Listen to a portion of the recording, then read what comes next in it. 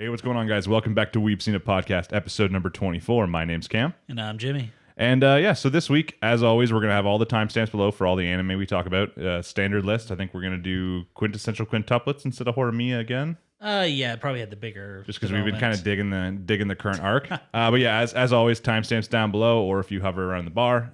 We are going to take a couple minutes here just to shoot the shit a little bit, talk a little bit about maybe kind of some of the expectations we had going into this season, and now that we're a little over the halfway mark, you know, kind of how they've paid out, or shows we've kept up on, shows we've dropped, stuff like that. As I said before, if you want to skip by, feel free to do so. We're going to do a little conversation. And as always, if you're watching this, like, subscribe, comment, hit that bell notification, all that standard YouTube shit. Algorithm, important. We're trying to hit 1,000 subs. And if you watched our most recent video, thanks a lot. Another one that we hit over 1K views. Yeah, it's been amazing how much feedback we've gotten just from the last few videos. So yeah, like the comments, the likes, the views, everything's gone up, which is all we really want. We understand that being a podcast, that we're never going to have like a viral video come out. That's not really how it works. Unless something very, very bad happens. Yeah, unless we get canceled or something, we get on Twitter. But no, so all of our progress is going to be really, really slow. So if you're there commenting and liking all that kind of stuff, it helps us out. Oh, yeah, we appreciate every single thing you guys do. So yeah, okay. So thanks, guys. So yeah, we're just going to have a small conversation. I'm curious how you think this season's gone so far. Obviously, we've mentioned it before. One of the best, probably like anime seasons we've got in a while. Yeah, the amount of like huge season, like I guess like second, third season stuff like that was crazy. But I don't know. We talked about this a little bit off the podcast. Promise Neverland's a big one right now. Yeah, I mean, Promise Neverland has a whole controversy surrounding it right now because they cut out just one of the big middle arcs. It does. And out of everything they could have cut, I don't get why they cut that. Now, do you think that if we didn't know that people were like dissatisfied skipping out, that we'd still feel the same way right now? It'd be like, I'm not really digging it as much right now? Or I mean, even just the tone shift would have put me off a little bit, but just the way these characters have been introduced and everything's going down, I just haven't been digging it as much as I'd hoped, especially after I binged the first season going into this. Yeah, both of us went in and we completely binged the first season within like a week. I think I literally watched it in like 2 days or something like that. Yeah. And it was really good, right? Like what made Promise Neverland season 1 really good is also kind of like what's making season 2 not that good. Is it's missing like, I don't know, it's missing the level of drama and anxiety and stuff like that. And it's missing like a good villain right now too. Like I really think they need to bring back either Isabella, which they've obviously hinted at, right? They showed us before the whole time skip that she's out. I'm really thinking that they're using that either as like the mastermind behind what Norman's doing, or it's going to be something like down the road they're trying to pay for. I think that it's not going to be a season 2 thing. I think that this Norman conflict is just going to be the rest of season 1 with his crew. At this point, that's just very optimistic, hoping they're going to get season 3 the way it's going. Yeah, but that's one thing that we've definitely been disappointed on. Maybe they'll pick it up before the end. Obviously, we'll actually talk about this week's episode in a little bit when we get to this week's episode. One big one for me is Log Horizon. Now, I'm not saying this season's bad because I haven't watched it. The problem is that with everything great going on this season, it got lost in the shuffle. And everything got lost in the shuffle compared to Attack on Titan. The thing is, Attack on Titan honestly isn't even my favorite show that we talk about on this list that I like wait for each week to watch, which might surprise some people. But when it comes to like the the Twitter sphere, stuff like that, like the amount of people that they're talking about anime, Attack on Titan has just went so far past everything. No one's even mentioning like ReZero season 2. No one's talking about like Promise Neverland season 2. Not even if people are talking about Jujutsu Kaisen, which is like probably one of the biggest shows right now. Now I think it got a little bit more hype thanks like the Anime Awards. So if there are anime fans who haven't seen that, they maybe have now. But yeah, I don't know. Attack on Titan's just crushing everything, and it just makes everything else seem so small. Yeah, I mean, well, Attack on Titan was a huge hit when it first came out. So the fact that they're actually coming towards a close now, I think is probably really contributing to that. Mm-hmm, for sure. But yeah, getting back to Log Horizon. I legit think I watched the first episode because we did the first episode of the winter season. We just talked about everything. Yeah, we touched base on every single thing we could think of. I think we missed a couple big ones, but yeah, it was one of those shows I was most excited for in the season, though, being a huge fan of season 1 and season 2. And I'm not saying it's bad. I just haven't seen it. And at this point, because we watch all these different anime for the podcast, and that's more important to us right now, I might just wait till either they're on like a mid-season break and then catch up, or until they finish the season, just binge it. We'll see. Obviously, a lot of these shows are going to end soon. A lot of these are going to be like 11 to 13 episodes. Yeah. But then we have no idea yet about how much new anime we're going to be getting in the spring season. So that is true. If we're constantly busy with the podcast anime episodes, then it's hard to find time to watch all the extra ones. But I think I'm just going to take a like a weekend and binge it or something and catch up. I mean, I think the biggest problem is that it's a political isekai. Yeah. Like those are two things that don't normally go together, and I think this is creating a very jarring image. And maybe I've just changed since I watched the last season of Log Horizon. But I think that I would have been more into it if I had taken the time to watch season 1, season 2 again before it came out. Just remember everything that happened before. Because in the first episode, I came in and I was lost. I couldn't even remember half the characters' names. I'm like, oh fuck! Like it's been like too long. So I don't know. I think I'm gonna find a time where I have like a little bit of a smaller anime season or just a little anime break over like a week. And I'm just going to use it to catch up, maybe even rewatch seasons 1 and 2 if I have the time. That might be worth it because the political sphere they're trying to go for is just not doing it for me at this point. No, yeah, it just feels like I'm so far away from it all. Like it's been so long. I still haven't watched Wonder Egg Priority. I think that's going to be another one I'm going to wait till it's finished to binge. See, I've been trying to catch up on that, and holy shit, it's depressing. Listen, I don't know why, but I can't like really get depressed from like anime. I feel like I can get sad from anime, but I don't get like depressed from anime. I mean, it deals with a lot of like real world topics and not through the anime filter in a lot of it. So yeah, I don't know. I guess maybe a lot of people need to watch that weekly and take it in small doses, but I'm just gonna binge it because I don't give a fuck. Yeah, just don't make me watch it with you. No, that's okay. The one I was actually really excited about based off the artwork in the first couple episodes was like the kid in the last dungeon boonies or like that. Which that is one I've actually been keeping up and on. the reason I haven't caught up on it is stupid. During episode 3, I had a glitch where no matter, even to this day, still, if I'm on my PlayStation 5 and I try to watch the episode, it does not work. Now, I could very easily watch it on my phone or a laptop, and then just once I'm done that one, or just on one of your 3 TVs. Yeah, once I'm done that one, the rest of them will load. Because of that, I haven't seen it since. But that's we're only like 5 episodes behind, so that's easy like one day. Yeah, it's almost a snacky anime too, so it's not like something which is perfect. It's like the less perverted version of like the Hidden Dungeon, which I have capped on Hidden Dungeon. Yeah, of course you have. Don't get me wrong, of course I'm not missing that shit. But I have fallen behind a little bit on that one just because it's hard to watch when there's anyone else around. Yeah, that's true. Listen, Mushoku Tensei is hard to watch with other people around now. Yeah, I know. I watched half of that on my break today, don't worry, and I was guys. hiding in the corner. We'll get into that in the Mushoku Tensei part. I'm sure we're going to have another argument about that. I'm sure we will. But I'm trying to think if there's anything else big. I've kept up on Wave, which is kind of surprising. That was a big one for you. I'm surprised we actually both ended up dropping Skate. Yeah, actually, and I can't even give you a reason why. Episode 1 was very entertaining. It was just like JoJo, but with skating. That's true. For me, it was actually something similar to Kid from the Last Town. Just wasn't. Oh yeah, the subtitles. Yeah, the big they subtitle were fucked in episode 2. Yeah, so I was watching it. It's like I can't do this, and I just never went back to it. Yeah, I don't even know if I'm assuming they have fixed it, but I haven't even checked since. That was the same thing. Yeah, I forgot about that. They were like a full like 2 to 3 lines off, so it was just unwatchable. Yeah, it was just. I guess this is, if you know the language, it's not a big deal. But I can name a big show that me and Jimmy have stopped watching, which is kind of sad after all the time we spent on it. Which is, if you're one of the early channel boys, if you've been here since we started, that would have been fall anime, no? Yeah. If you've been here since we started fall anime, you remember this show called King's Raid? I don't remember. I don't know if the person who recommended this like 6 times is still here. If you are, I don't blame you. Listen, I'm not mad. I'm just disappointed, but I'll forgive you. Because, we watched, like 16 or 17 episodes of that? I dropped it on 17. I think I dropped it around 16 or 17 out of like it's almost done, I assume now. Out of like a 25 episode anime, it should be done around the same time as Jujutsu, I guess. Yeah, I don't know. I got to the waifu mercenary character, and I'm just like, nope. As soon as we got all this new anime, we're like, oh no, we don't have time for a King's Raid anymore. Both of us just stopped. We tried like a little bit, like we held on because we've committed so much time to it. Yeah. But it would have been the same thing, honestly, if they would have kept going with A Million Lives. Like the same shit would have happened. There's a few anime from like last season where if they would have made it a full 25 episodes, me and Jimmy would not have continued watching it. There's a very good chance. There's a few shows I have been keeping up on. I've made sure I've had that time.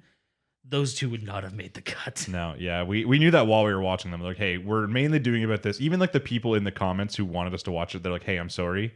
It could have been good. I mean, I think King's Raid kind of shot itself in the foot because it's a tie-in game or a tie-in anime. Yeah.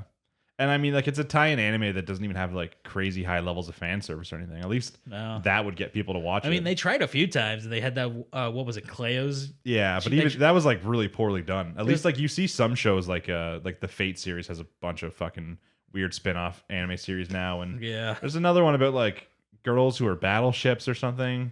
Oh, Azure Lane? Yeah, I don't know. People like those anime only because they're like the people who play the games and they're like, I want to see my hot boat waifu doing weird shit. But like even that episode with Cleo, whatever, that was not good at all. Yeah, I mean, I guess if if you're hate her character. I mean, if you're huge into Cleo, maybe, but I'm pretty sure she's one of the default characters. You're I don't huge think into anyone. Cleo. You need to check yourself. I mean, I wasn't gonna say it. I don't even know who best girl in that show would have been. They all sucked so much. I think they were going for the waifu mercenary character that made me drop the show. Oh yeah, in like the spider episode. Yeah. I'm trying to think of what else that I haven't watched I've kept up on the volleyball anime. I've let it go every now and then for like 2 or 3 weeks and watched it. As I mentioned before, it's much more dramatic than shonen. Like Haikyuu was much more shonen. This is more like drama. It's not big action matches. It's all like personal struggles. Even like the matches they've showed so far have just been pretty much like the same kind of like spike and set over and over again. Like they don't really go too deep into like the volleyball animation. It's more about the drama surrounding around the characters. Yeah, which is a nice way to do it, especially after coming off of Haikyuu. So yeah, I think other than that, I'm watching all these. Obviously, I mean, you're keeping up on bottom tier character. Oh yeah, I have been actually. Yeah, that's been like I'm trying to. It's kind of. It really felt like Horimiya early on. Like they kind of had like similar vibes, but then they obviously split into 2 very different paths. Yeah. I haven't actually liked bottom tier character as much in the last couple episodes. Have you been keeping up on it? I've fallen off in the last few episodes. I was planning to binge it last night. And I just didn't get. They've kind of just taken it down like a slightly boring arc that I don't really care about. Okay. It dives really deep into one of the side characters, and I'm just like, nope. Blue hair girl. Me. I knew it was going to be her, and I knew I wasn't going to like it. So. I don't mind her, but the arc's just kind of boring. Yeah. But yeah, I don't know. Those are mostly the shows I've kept up on, dropped, and then obviously all the ones on this list, including stuff like Horimiya, which we sometimes talk about, sometimes don't, and Quintessential Quintuplets. One of the things I'm looking forward to most in a week.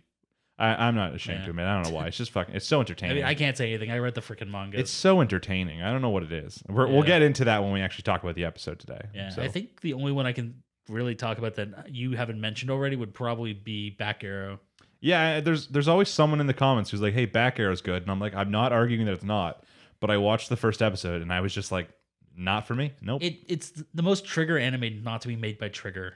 Yeah, and I don't Trigger to me. I love Gurren Lagann. There's a big ass post right there, but I didn't actually like Kill la Kill that much. It actually kind of like Kill la Kill went a little far. Yeah, I don't know. I didn't love it. I'm trying to think of. I haven't seen Promare yet, which I really want to. Like the movie. I still have to watch that one too. Yeah. What else is newer by Trigger? There's something else we talked about this. This same conversation had. Okay, but there was something else, and we had this conversation on the podcast before, and you're like, "Was that Trigger?" And I'm like, "Yeah, that was Trigger," but now I can't think of what it was. They obviously did BNA recently. Yeah. I didn't watch that though, but like our friend Birch did, and he really liked it apparently. Okay. There's something I'm missing. I'm gonna think about it once this podcast is way over apparently. But yeah, I don't know. There's some shows that when you watch them early on, you're like, oh, like this is gonna be great. But then, especially as you get like a season like this, where you have shit like ReZero, Jujutsu Kaisen, Attack on Titan, like some of these shows that especially when we talk about them every week, we have to kind of prioritize. Yeah. So I can't just say screw it, I'm gonna take today and watch Wonder Egg priority. I have to get through Jujutsu. Yeah, you can if you have the time, but if it's like an hour before the podcast, you can't be like, oh, I really don't feel like watching Promise Neverland today. I'll just skip it and just go on the podcast and be like, yeah, they did stuff. They did kids stuff and demons. I almost did today. Don't tempt me. I'm curious as to what you guys think. Obviously, most people who watch this podcast, they're only following 1, maybe 2. There's the special person in the comments who's following like 4+, like most of them. But I'm just curious as to what you guys think about the season so far. Obviously, it's been known to be a crazy good season since it started. Yeah, but if any upgraded feelings since then, like 8 episodes in, it's still a season where there's anime fighting for our time at the mid-season. Like normally at this point you've got a pretty set schedule. So yeah, I mean too, and we like one of the other shows that we could talk about weekly right now because it's actually gotten like really hyped that we don't is Reincarnated as a Slime. Yeah, actually, I did not expect it to have such a serious and good arc. We didn't say we were keeping up on it. No, we are keeping up on that. But yeah, like because thinking about it, we're like but it's just like kind of fun slice of life isekai shit. Like there's not enough to talk about. This really speaks to our nature as knowing nothing about what we're talking about. I was not expecting the political war slaughter arc. Everyone in the comments is like, no, this is like before it even comes out, like, oh, this is the best arc. And I'm just like, yeah, sure it is. Like he's going to fucking build a new house or something like dope. Like we can't talk about it on the podcast. It's not eventful enough. And there's just this like fucking epic war arc. And I'm like, oh shit. Wow. Yeah. Like we might have a shuffle coming in the next couple. Yeah. It's very likely, especially as like these ends and the fall goes, a couple anime will continue. I'm pretty sure. Will Slime continue? I think so. I think they're going for a full 24 episode run. So yeah, we'll decide. Let us know down below what you think about like the anime we just talked about, which ones you've kept up on, which ones you've dropped, and which ones you'd like to see us talk about that we haven't been talking about. If there's something you want to see. Yeah. I think other than that, we'll actually get into today's episode, and as always, we're going to be starting with ReZero episode 46. But before we do, non-sponsored energy drinks. Cheers.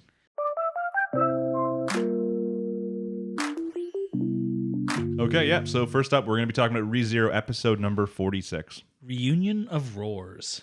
Okay, this episode, things I liked, things I didn't like. I consider this to be a pretty, I don't know, uneventful episode in comparison. This was a pivot episode. Yeah, now it had the ending was hype as shit. Oh god, yeah. The ending was exactly where I wanted this to go because we've mentioned before. I think someone actually in the comments on our last video mentioned that a lot of people right now aren't very happy with ReZero because like the pacing.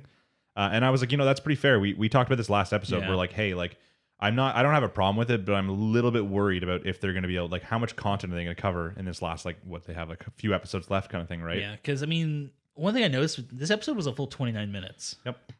But they had an opening.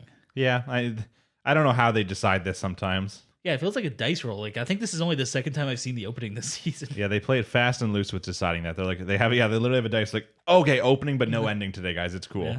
So either way, we're saving you 2 extra minutes.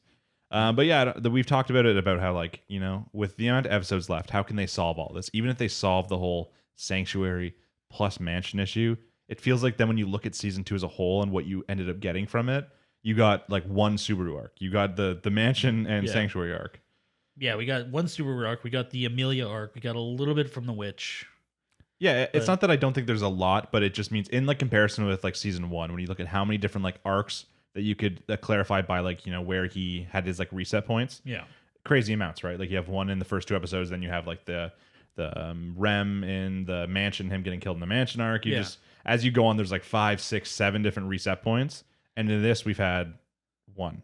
Yeah, we haven't even had a reset in the last, 5 episodes? In the last while now, and that's what makes it feels very different than ReZero, because normally by now we'd have multiples. Yeah. But now, like, not only are we kind of cheering that there isn't a reset, because we've gotten too much emotional shit. Yeah.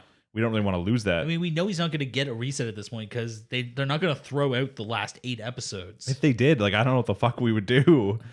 Imagine that's like if the end of season 2 was that he fucks up and it's a reset and he like wakes back up and it's the time and he's like, oh, here we go again. If they put like some Haruhi Endless 8 bullshit where they make him do it all over again, I'm going to drop the show. I'm not going to lie. I don't care how good it is. Kind of as like to throw us off, he actually does die. But then they kind of like speed run through everything that happened and make some sort of implication that it did all happen the same way. Like he ran relatively the same timeline to keep everything the same, but change like one slight thing to try and win. Honestly, that would just irk me because just basic chaos theory tells you that would never work. Yeah. And we've seen him try and replicate things in the past, and someone like Garfield just throws a wrench in it. Yeah, it's way too easy to fuck up. Yeah, listen, I don't think you could replicate that as many times as you want. I feel like it'd be really hard to get Garfield on your side every single time. Yeah. Shit would be tough. But yeah, actually getting into the episode, we finished with Amelia finally, or we open with Amelia finally leaving like the trial. Yeah. So it's taken her like a fucking episode and a half to get out. I'm really surprised that was the end of the flashback from the last episode. We discussed this last week. We're like, oh, next week we're gonna get the continuation of this flashback and see what happened. And then they just like, nope, we're no more flashback. We taught you as much as we need to. Now you need to stop learning, and it's time to go into this now. I mean, I guess there's only so much information she would have, right? Because her recollection would have ended with her going into the crystal. Yeah, I guess that's true. So there's nothing else she could have told us. Yeah, I suppose that is technically true. Yes, I just wanted to know more. Like last week, we were having these theories about like, like what happened to Roswell. Like, where's this male witch of the what was it again? Melancholy, I think. Yeah, melancholy. Yeah, we just had all these questions, and now like it makes sense why they're not answered because of her memory. But like, does that make me happy? I want those questions answered. But we did get some other details here. We got to see Roswell actually talk to Amelia about everything that's going on, actually kind of throw down a little bit. Mm-hmm.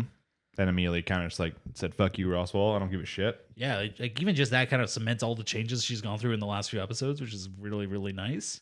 And we actually got to see a little bit more from Ram.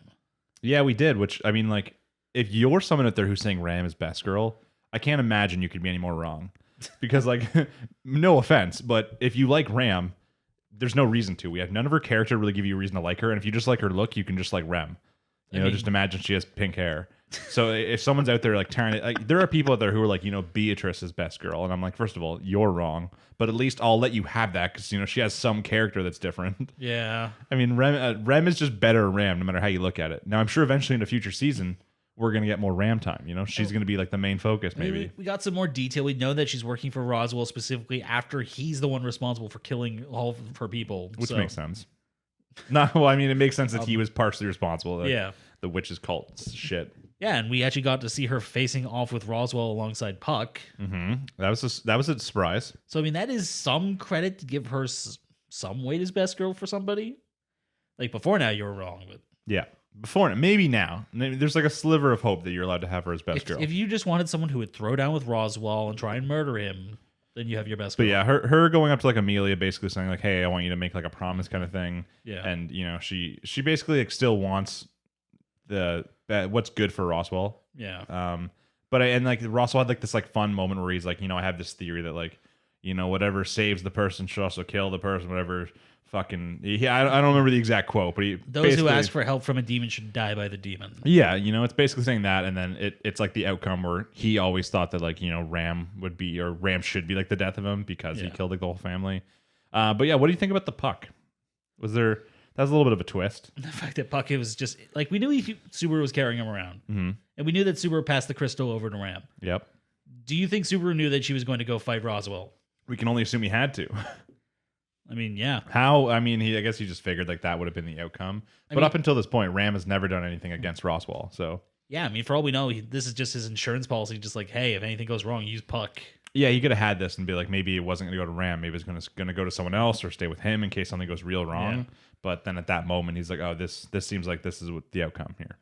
Yeah, and like this is the first time we've seen Puck operate outside of assisting Amelia pretty much directly. I mean, it's still pretty much assisting Amelia. I know, but this is more.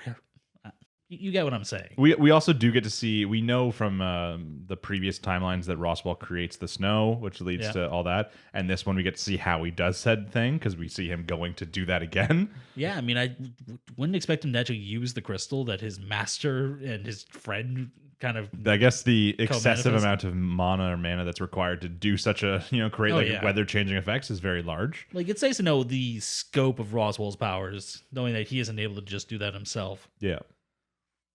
Yeah, I don't know. The big part of the episode, obviously, let's be honest, was the end. So we finally get to leave. Like Subaru finally leaves the mansion. He leaves it up to like Amelia going on there. We get to see the Ram and Puck confront Roswell. That's about as far as we get. So next week we should see more about that. And then we get to see Petra and Frederica once again running into the disembowel or whatever the fuck her name is. Bowel Hunter. The Bowel Hunter, sure. So I feel like that has a totally different meaning in Japanese, and that's why it sounds weird to us. does it? Yeah, I don't know. Is it like a name that like Japanese people think sounds fucking so cool? Because then we're just like, I don't know if that's it, dog. I don't know. I mean, I would have preferred the disemboweler. I mean, yeah, but I mean, she's kind of a serial killer. They don't get to choose their own names. I guess. But normally they have such cool names. I mean, yeah, but that's because the media tries to sensationalize it. So I picture like the Bowel Hunter as someone who like really badly needs to find a toilet, and they're like, I'm the Bowel Hunter. God damn it. But I don't know. She obviously, we've seen her fucking just wreck shit before. Yeah. She runs into Frederica and Petra. We're like, oh, this ain't good like last time. We're like, oh, is Subaru going to show up? Obviously, Petra at one point, not in a great situation. She's like, oh, like, wishing Subaru would come help her. And Subaru just fucking pops up. She must think she's magic or some shit. She's like, oh, fuck, I'm a witch. I mean, before that, she was specifically trying to get Beatrice to show up and help. Yeah. So, I mean, just randomly opening doors is like, hey, you in here? Listen, she doesn't have the good door opening skills that Subaru has. Yeah, I mean, I just realized something. I'm pretty sure she's the one who opened all the doors last time and caused Beatrice to be screwed. I don't know, I guess that wouldn't have been the case. No. Petra died too fast. I mean, it's possible, though, if it just happened before. Did she die, like, before she even knew what was going on? She died kind of in the middle of everything, so probably not. Tangent. Yeah, either way. So Subaru, sees Petra. He's like, sup, girl? And then she's like, oh, timing. Like, Frederica's fighting the fucking Bowel Hunter. And he's like, that's not really my business, though. He's like, I got someone else covering that. Yeah, he specifically says, like, yeah, if I go up there, I'm dead. So I sent someone a lot stronger than me. Yeah. Okay, so does it go to Garfield there, or do we see him go to Beatrice first, or is it at the end of the episode? I'm pretty sure it cuts to Garfield, and then after it cuts to Subaru opening the door for Beatrice. So it cuts to Garfield, meeting up with his sister for the first time. And I saw a lovely family reunion, except for I'm pretty sure just immediately starts with the sister kicking him or something. Yeah. Because he's like, are you sure you're my sister? You're fucking big or something. Like, you're too big. Yeah, it's like, you used to be a little sister. Now they call you big sister. Yeah, and now he's obviously got some sick-ass gauntlets, too. So a little Garfield upgrade. So he's got the gauntlets leading up to a fight between, brother and sister versus the Bowel Hunter. To me, like, as the viewers, we're supposed to be, like, pretty pumped. Like, oh, yeah, they can take her. But so far, we've seen no one really successfully take her. very well. Reinhardt kicked the crap out of her. Okay, yeah, he fucking wrecks though. Like He also has his own saying, as they established in this episode. Nobody can escape Reinhardt. It's like, dude's like 22. Why can Subaru not just try and get him in to help him every single time? Like he's like, oh shit, we have this mansion conundrum. Why don't I use these next 5 days to figure out how I can get Reinhardt here? I mean, yeah, but at the same time, like with the basil juice, is that the right name? I keep No, Betelgeuse. It's actually a P. It's like petal goose. Is it? Petal juice? Yeah. The subtitle is a B. Maybe that was just fucked up. I'm pretty sure his name is obviously Roman Conti. Anyways, juice. With the situation with him, wasn't Reinhardt there at the last time when he died? Yeah. See, petal juice Romani Conti. Huh. Yeah. Weird. Yeah.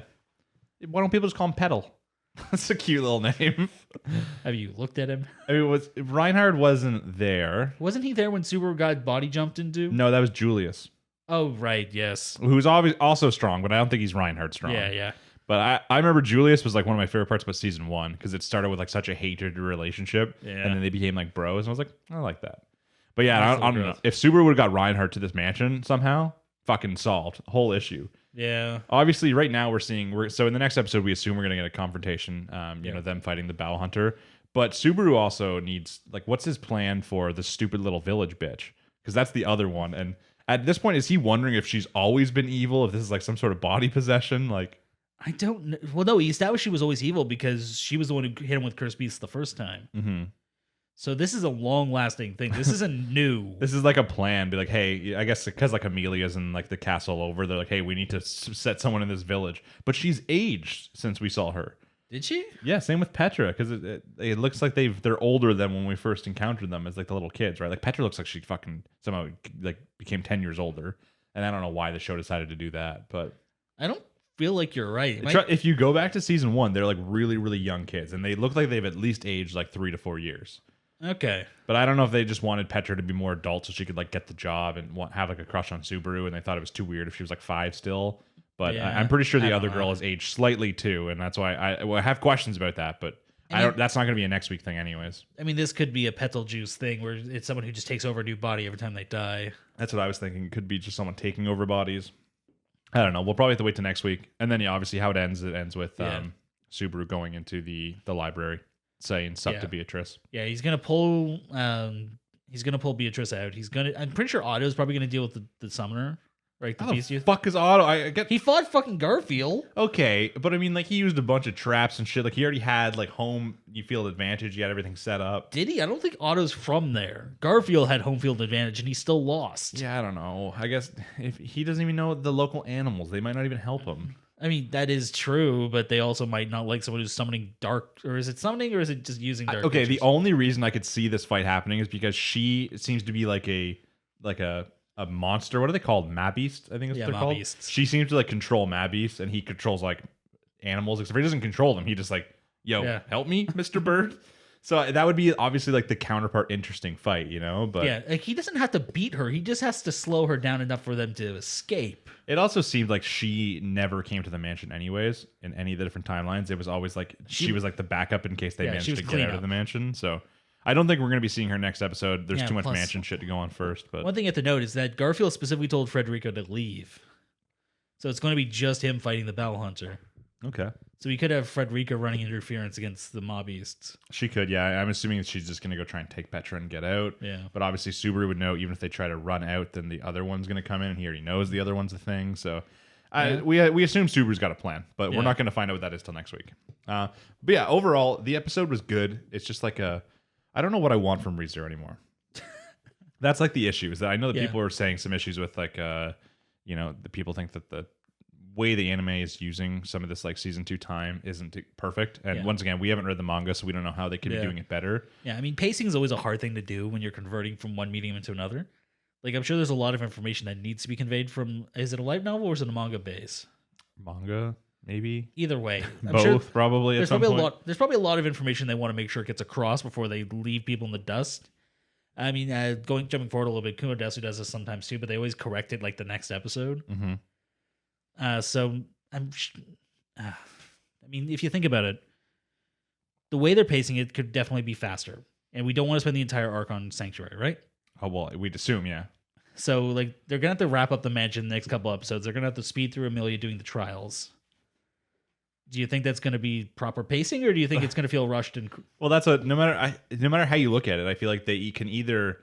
I feel like they could take their time like they're doing, and they'll finish off the Mansion Sanctuary arc in the best way possible, giving it all proper amount of time.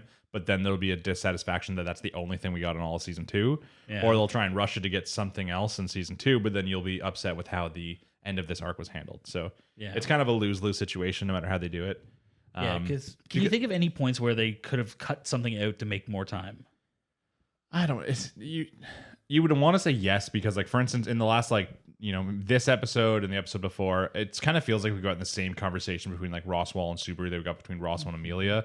But at the same time, that's deliberate because it's like showing how Subaru has changed and that kind of stuff. Yeah. But there are parts where you're like watching it. It's like a conversation that goes on for like 8 to 10 minutes, and you're like, okay, like, do we need this whole conversation? Like, I'm sure there could be something. Yeah. But at the same time, you can tell just by, how many rules that they break by like cutting out intros and outros and stuff like that, how much they want all this information to be given to us. So it's hard to really complain. But yeah, I mean, it's just like anything. I feel like I'll be a little bit upset when season 2 is over, just being like, man, I wish we could have got like another arc and like I wish we could have got some extra content other than just the Sanctuary and Mansion. But if it keeps up, so if in the future though, when they're at like 4 or 5 seasons, if you look back and like all the character, progression stuff you've gotten, I'm sure you'll be satisfied with season 2. But it's just while you're watching, you're like, man, I want them to get out of the situation, and I want to see Subaru do something new. Yeah, I mean, even if they do some, let's say in the next episode or 2, they manage to wrap everything up. Do they have time to do another full arc? Probably not. It would have to be like something smaller. Like it would have to be Subaru. The only one I could think of is like him trying to hunt down the bunnies, because that's kind of a big. It's kind of a big thing, like getting Rem back. Especially with them being introduced in this one, but because we like other than her just being there, we haven't heard anything about Rem in a long time. No, she's just kind of chilling. I mean, I guess season 1 was Rem time. So season 1 was Rem time. Yeah, season 2, it's all about Ram. But yeah, so those are our feelings on this week's episode of ReZero. So if you're still watching this and you have any thoughts or feelings about like how they could change the pacing, or if you think the pacing is good or bad, let us know down below. And of course, we'll be talking about this next week. So keep an eye out. Okay, next up. Promised Neverland, episode number 7. Yeah, still no names. No titles required. Okay, so we left off last week with dissatisfaction through Emma at Ray's plan. He wants to, or not Ray's plan, Norman's plan. Yeah, he wants to use some sort of weird potion to turn all the demons into little fucking shriveled up raisins when they can't, to force them to degenerate. Degenerate, that's it. Just destroy all the demons so they can live a nice happy life there. Yeah. And Emma's like, no, I hate your plan. It makes too much sense. So she doesn't like that. So then in this episode, we get to see her and Ray confronting Norman, disagreeing with his plan and saying, hey, how about this plan instead? Which, I mean, it wasn't even really... I have the same issues with this episode as last week's episode, okay? I don't like Emma. I get it, because she has no reason to really side with the demons in this regard. Yeah, like... Other than 2 people that they establish in this episode are very, very... unique circumstances. Yeah, I get that, like, Emma's like the good, shonen protagonist, and she wants to always do the right thing and stuff like that. But I cannot believe in this realistic setting, in this like, dog eat dog world right now, where she cares so much about her family, that you would think that there's an alternate way. That especially because like every time she comes up with something like this, to Norman, like when she's like, hey, like, why can't we just like go to the human realm? And he's like, oh, we can't. That gate's been closed. The other one's like underneath this farm. It's in like their main headquarters. It's impossible. Yeah. Like every time she gives like a reason, like, hey, can we do this instead? He gives legitimate reasons as to why that'll never work. And it's still like, but we're still supposed to be rooting for Emma. But like, this is supposed to be anymore. It's a survival anime. Like what we care about is like the survival. That's supposed to be the fun aspect. And like at this point, Emma might as well just fucking go feed herself to a demon and be like, here you go, brother demon. We're all part of the same Earth Mother. Eat my whole family, please, because I don't want to offend you. Yeah. It drives me nuts. I'm like, I think that we're supposed to be rooting for her still. Ray's probably the best character, and even Ray right now, I think like after season 1, he's like, oh, I fucked up so bad, I got to do whatever Emma thinks is right now. And I'm like, Ray, I wish you would just slap her and say, no, I got a plan here. Because he's probably like the perfect balance in between Norman and Emma. Yeah, because Norman's all analytical, like hard logic at this point, while Emma is the nothing but the emotional drive. Even in this, though, we've seen everything from like Emma's perspective, so we know her feelings, and she has not seen enough that really makes me agree with her thoughts. Yeah. But when we see like the Norman's crew, for instance, we see that they have to take all these medicine, like all these pills, because all this suffering that was caused, and that they say that they don't have long left. So they're trying to make a change in the world for humans before they die. I haven't even seen everything they've gone through, but they're so much more right. Yeah, they're more sympathetic than Emma. Obviously, towards the end, we get the revelation that Norman was probably lying when he said that, no experiments were done on him. He's like, no, I just took some tests. It's fine. Nothing bad on me. Yeah, the moment he said that, it's like, yeah, you're full of shit. He's coughing up some blood, and he's like, Ray, Emma, sorry, kind of thing. But we see a couple weird things. So we see all the weird demon potion bottles, which is, I'm assuming, how they make this thing, as long with like some big ass demon there that had a bunch of like spears and shit in it. Yeah, I feel like they're using something to like extract from a degenerated demon to create this potion, but probably, or like just demon blood mixed with other things. Possibly, yeah. But I don't know. It's so hard right now for me to care and to root for Emma and her crew, because I just don't agree with her. And so the main thing in this is Emma goes up. She's like, hey, I don't agree with you. Norman's like, why? Emma gives him all the reasons. He proves all of them wrong. He's like, that won't work. And she's like, okay, well, we get the continuing from last episode, which was mainly talk about Muchika and Sanju. Yeah. But what do they call it? Evil-blooded demon or something? The evil-blooded girl, I think. Yeah, which, I mean, to be fair, once again, the amount that Norman was freaked out in the last episode does not equivalate to the story about her. Yeah. Because the story about her is not even evil. Yeah, she's actually the good person in this story. She's the one who went around. It's like, hey, you don't have to eat humans anymore. They use her blood to make. So I'm assuming that she actually made Sanju. Then it's probably what happened. Probably, yeah. And that's why all like the intelligent like humanoid demons that we've seen in the show, it's implied that they're like the nobility or whatever that was also made through her blood.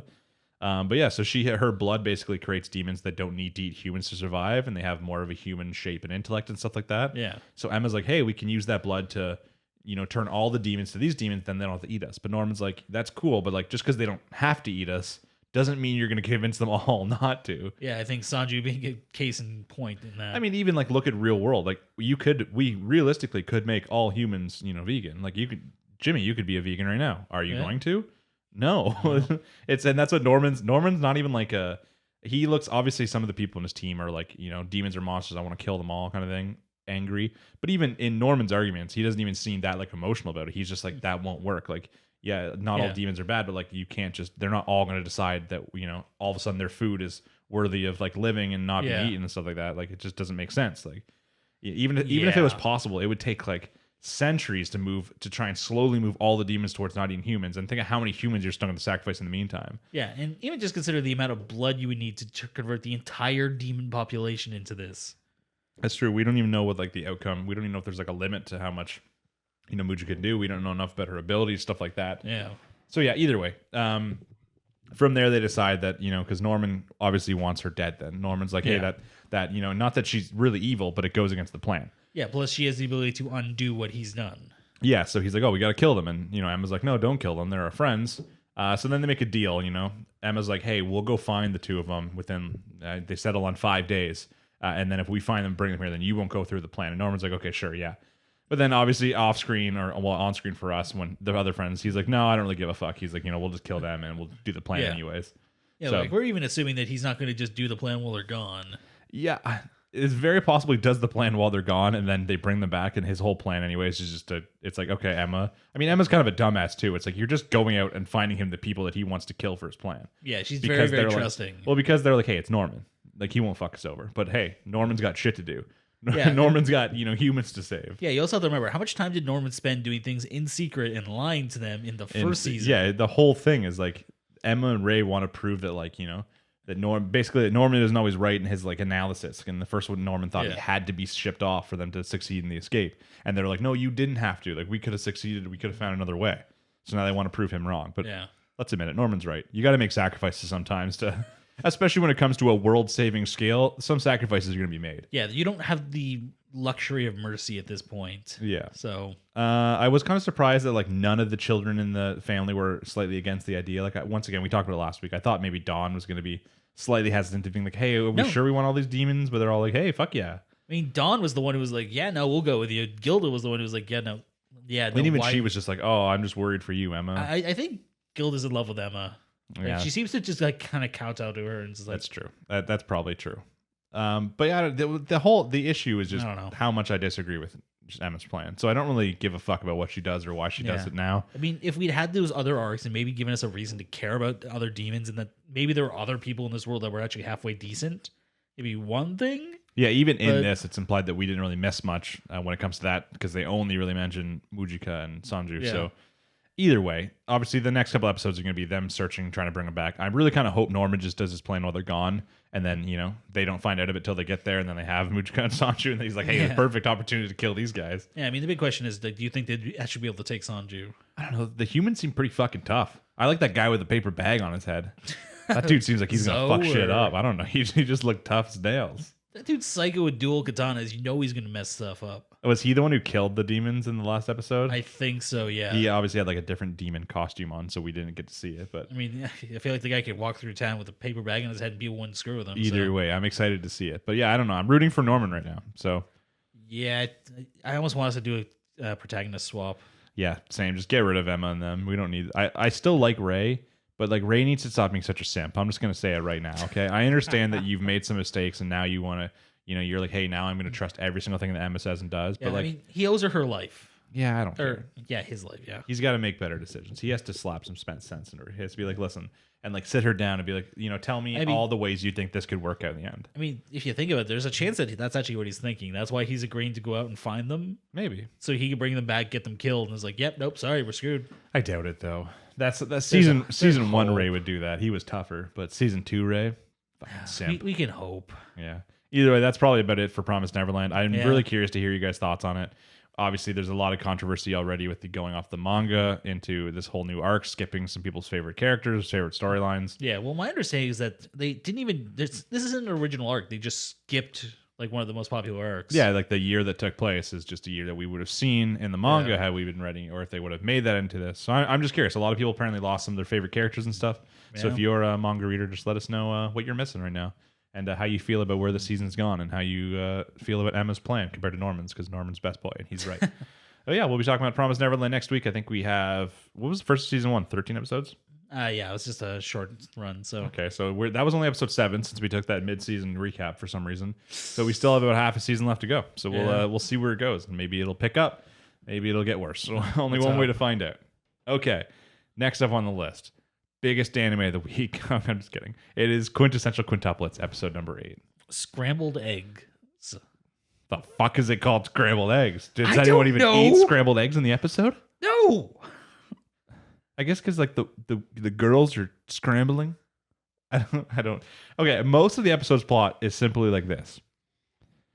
Usugi needs to learn how to tell the girls apart. Yeah. Because obviously we discussed it last week. There was a fake Itsuki who's saying, hey, don't teach us anymore, kind of thing. Like we want you to stop being our tutor, and he needs to kind of figure out who the fake is. And to do that, he walks into the room and they're all Itsuki and he's confused. And that's where they're like, hey, our grandpa, thinks that because we want to look different to be independent humans that like we don't love each other.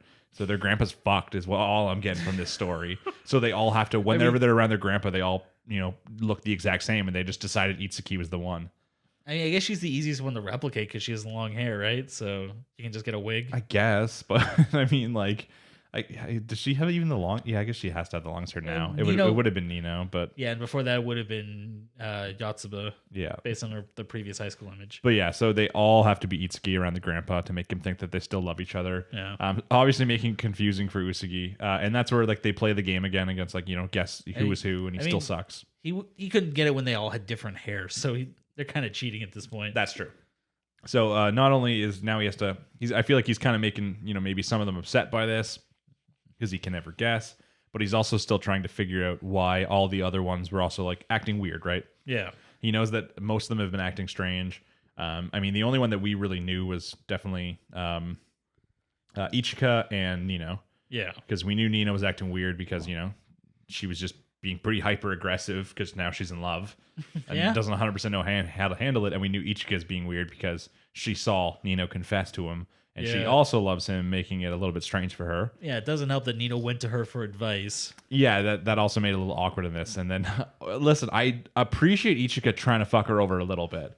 I wanted her to be more savage, but just being like trying to get, she didn't like give negative advice, but she definitely was not giving 100% good advice, being like, hey, I really want this to work out for you, Nino. Here's this cool advice. Yeah, she's like, oh, you think I should be more aggressive? And she's like, no, I don't think that. I mean, I think that might have been good advice. She's like, "Oh, you want me to go kiss him?" She's like, "No, I do. I would not like you to go do that." And it kind of worked out well. So those are the only ones we really knew why they're acting weird. Yeah, as the episode goes on, we do find out why Yotsuba's acting up. We find out a little bit about Ichika. Yeah, and we know why Mitsu's being weird. Yeah, I mean, Yotsuba acting up was the stupidest one by far. She was just nervous about being able to act like everyone else. Yeah, she was just nervous about not being as good as the rest of them as pretending to be the other sisters, which is also true because she's the first one that Usagi figures out who she is, but then immediately loses her anyways after. Yeah. But yeah. He's not good at keeping track of things. So the only really important things to take away from this episode is at one point Usagi asks the grandpa who can always tell them apart how he can tell them apart, and he's like, "Oh, it's simple, fucking love," basically. He's like, you as you learn more about them, you can kind of spot all the slight differences in their speech, and there's all subtle movements, stuff like that, and that's like basically love. And then I'm trying to think of like other really important factors. Obviously, we do at the end learn who was the hidden Ichika, but there's also a couple other parts in it too. We see the conversation between Nino and Ichika about like the love thing. We got to hear a little bit about their childhood between Ichika and Yotsuba, which is important because one of the main takeaways here, and this was very similar to, I think it was last week's episode of Horimiya, was a character who put others above themselves, so like they always missed out on their happiness. Which what the hell's her name? Yoshi something, the blonde-haired girl. In Horimiya. I was like, wait, what? He's like, I don't remember her name. Yeah, right Yoshinari, I think. No, Yoshikawa. That's it. Yeah. Yeah, like same thing as her. It's like she'll never find happiness because she always lets it go to someone else. Ichika kind of been doing the same thing, and then you see it there. She gives away her sweater or whatever it is. Yeah. And then at the end, she's like, takes it back. She's like, "I'm cold," and that right there is implying that like, she's not going to step aside and just let one of her sisters have the person she loves because she wants her sisters to be happy, which is good. I mean, she's about to step up because she's best sister. So you're still wrong about that. We're all happy about that. And then I think with the other big thing obviously is the reveal of who the secret Ichika was, who I was wrong about technically. If you really want to get into details, I was wrong, but it was Miku. It was Miku, and it's for a very simple reason too. That reason seemed too obvious for me to even guess. The reason it's the same reason she tried to do best on the test is so she can progress from being a student to I guess so basically she's like, hey, if I fire him and he's no longer a teacher, that means I can date him now because we don't have this teacher-student relationship. And she is obviously getting the most upset by the fact that he cannot tell them apart because she loves him and he can't even tell who she is. So a little upsetting. So as she kind of like runs away, he notices like the movement of her body though. Yeah. And, like the way she like walks with her hips and stuff like that. And then he realizes it's her. Yeah. She gets really happy, throws the wig off, hugs him, and is like, "I'm just kidding. You can keep teaching us." Yeah. Big episode for Miku fans, so. Fucking Miku. Hey, at least Ichika got something this episode. Listen, Miku still cannot say that she loved him. Weak. Neither can Ichika. Yeah, I know, but she's the best though. So I mean, listen, she brings in the money, Jimmy. She's the bread maker of that family. She's the one that's letting them all live. Best girl. Yeah, I don't know. I really thought that moment was going to be the one where Miku also admits that she loves him. We're going to get this like slow all the sisters kind of come to it, but she still didn't, which is kind of sad because I feel like a lot of her like inner monologue there was about how she has to like, I don't know, say what she wants and get shit done more than she didn't, and she's getting there. She doesn't know about Nino yet, which I think is going to be a big development. But yeah, I don't know how the fuck could you not know about Nino at this point? Like just like seeing how she's acting. Like, obviously, it's one thing because we, Ichika knows. So, she can see how she's acting a lot more. Yeah. But still, all of a sudden, Nina goes from, like, being an absolute dick bag to Usagi all the time to now being, like, obsessed with him. And the sisters don't even, like, question it. I mean, I feel like you just kind of assume that your sister isn't falling in love with the guy you're in love with.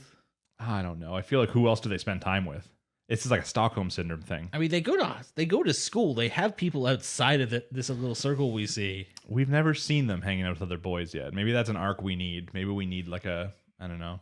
The only other boy we've seen is Nino hung out with Usugi's cousin for a little while. That was about it though.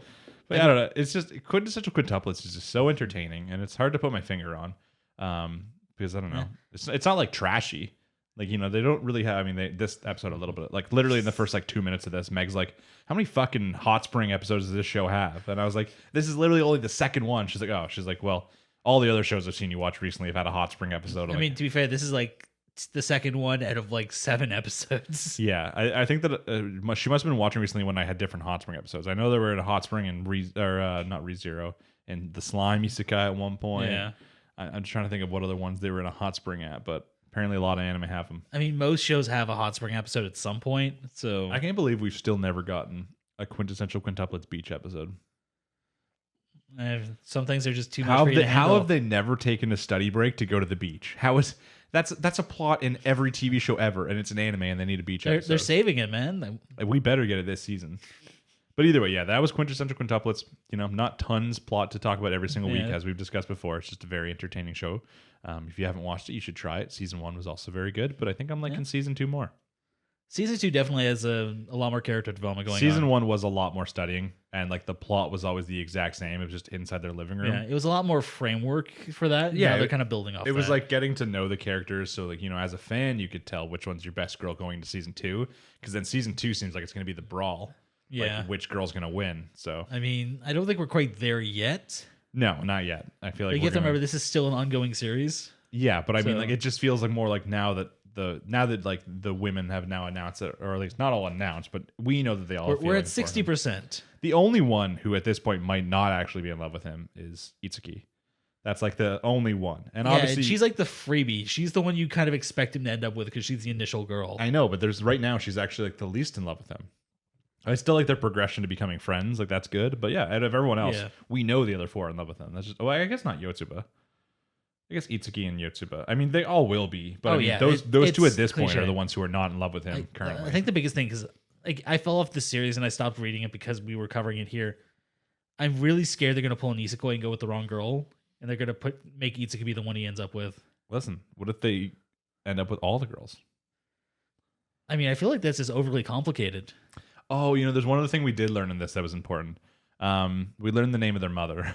Oh, Rena. Which is Rena, yeah. So I totally forgot they got revealed this episode. Yeah, so one of them was just obviously, imitating their mother. They had to think of a fake name when they were talking to him.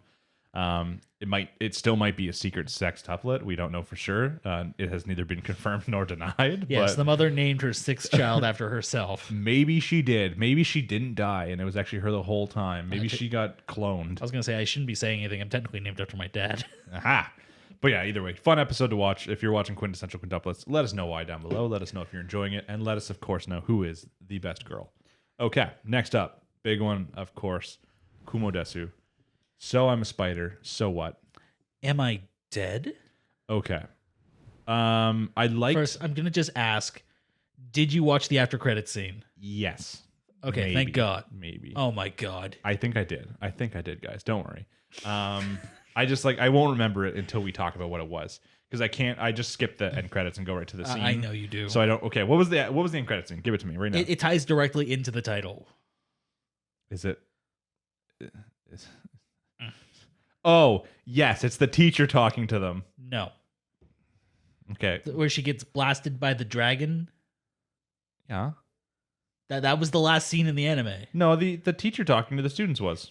No, she says that at the end, and then it goes to at the very, very end of the episode. It's her getting blasted by the dragon when she's standing on the little rock. Oh yeah, yeah. Like it does the standard anime like shadow fade out. Oh, I thought they did that, and then they went to the teacher talking, which makes it more dramatic. Because you're like, oh yeah, maybe I'm mixing it up. Maybe they were interspliced. I think that's how it goes, but we'll get to that when we get to the end of the episode, because we're spoiling it for ourselves and you, even though we've all seen it. But spoiler warning. It's important. But yeah, so once again in this episode we see a little bit more even compared to the last few about between Kumoko and between the humans. Actually, it was about half and half, wasn't it? Yeah, a little bit of important information on each side. Obviously, the human side, we're seeing an actual flashback, which was kind of important. It's from Shun's point of view, so it's him and his 2 other friends. Yeah. One of which is the one who becomes a female, I believe. Yes. And then one of which is someone that we haven't seen. Yeah, one of which hasn't been located yet, I believe, or she knows where she is. She said he knows where he is, but she won't tell them about it, which is sus. Yeah, we got to see another character that they refer to as Spooky. That's 100% going to be the demon character from the last episode. Yeah. If we're wrong, don't correct us, because that's a spoiler. But come on. Name's Spooky. I mean, yeah. Gonna be a demon. Yeah, then we got to see Wataba. Yep. Or is it Wakaba? Or Wakaba. Yeah, Wakaba. I want to call her Kumoko. It's like, that's not actually her name in this.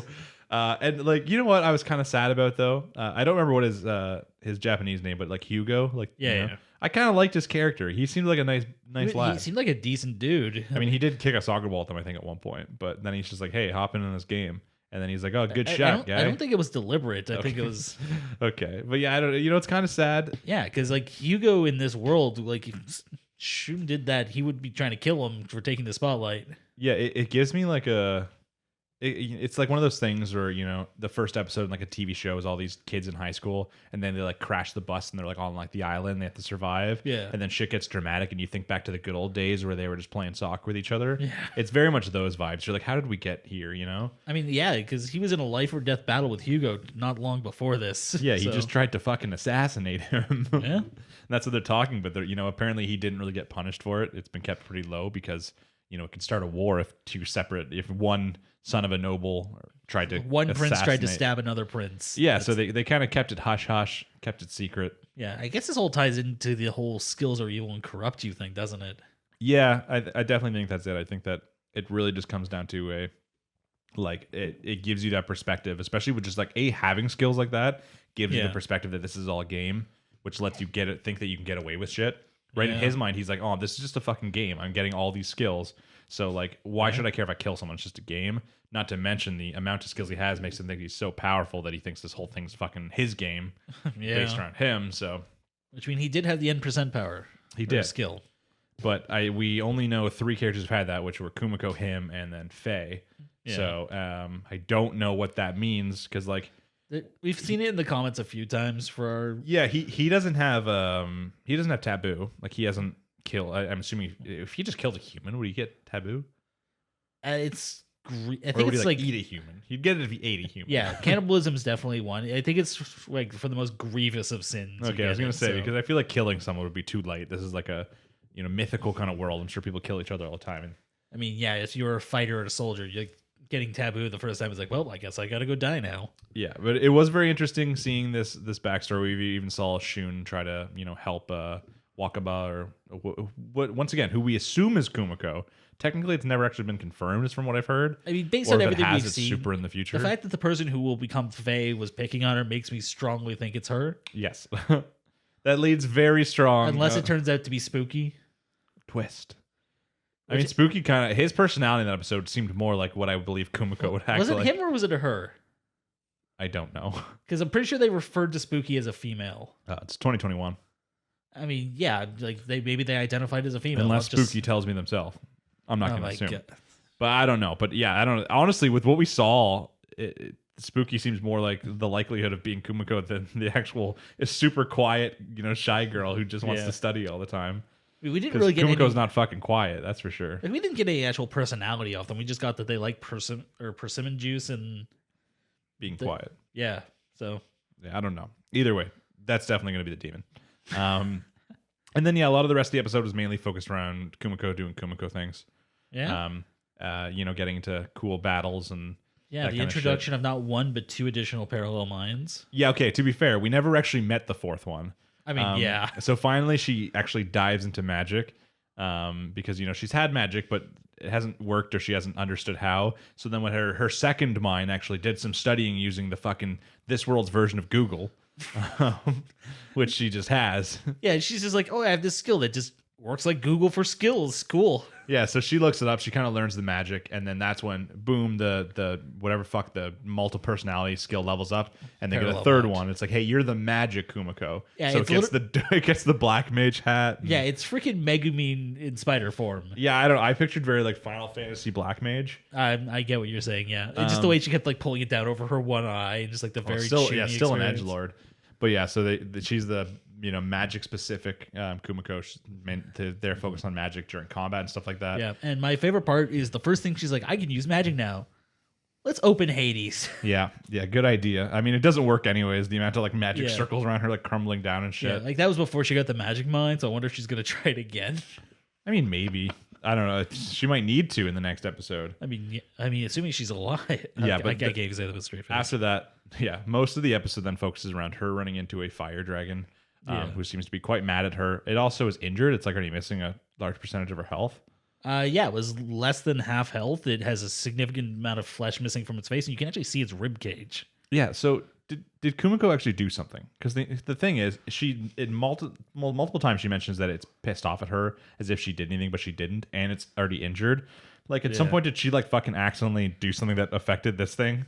What if the spell did work and she just dropped something very, very bad on top of this thing and it had to kill it? See, that's true. That's a thought. I was thinking she just like swung on a rock and then the rock fell and hit it. But I mean, if you could do took that, a lot of damage. Yeah, I was gonna say if you could do that much damage to one of these with a rock, I think I know what I'd invested in this world. But yeah, it seems like the episode was hinting that she did something to it. And that's why it's so pissed at her because it wants her fucking dead.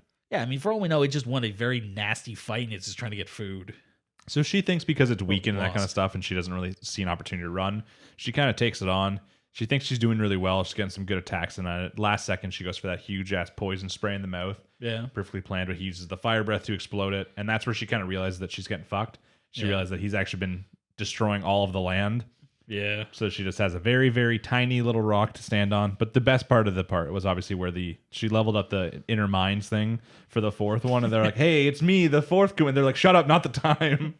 So we still don't know what the fourth Kumiko is all I'm willing to about. bet it's the mind of it's like the tactical mind. Hey, they could have used that then. It's yeah. probably like, "Hey guys, it's trying to destroy all the land." It's like, "No, shut the fuck up, fourth Kumiko. We don't have time for you." But yeah, and then obviously, so it's like what I think happened is like the dragon is facing her down and does the explosion thing at her, and then you're like, okay, like that's fine, but it's Kumiko, she's not going to die. And then they do the credits, and the after credit scene is the teacher talking to the students, and then her being like, oh, what about like Wakaba or whatever again? She's like, oh, she's dead. And then you're thinking back, you're the scene, like, oh wait, she died from that fire blast. Yeah.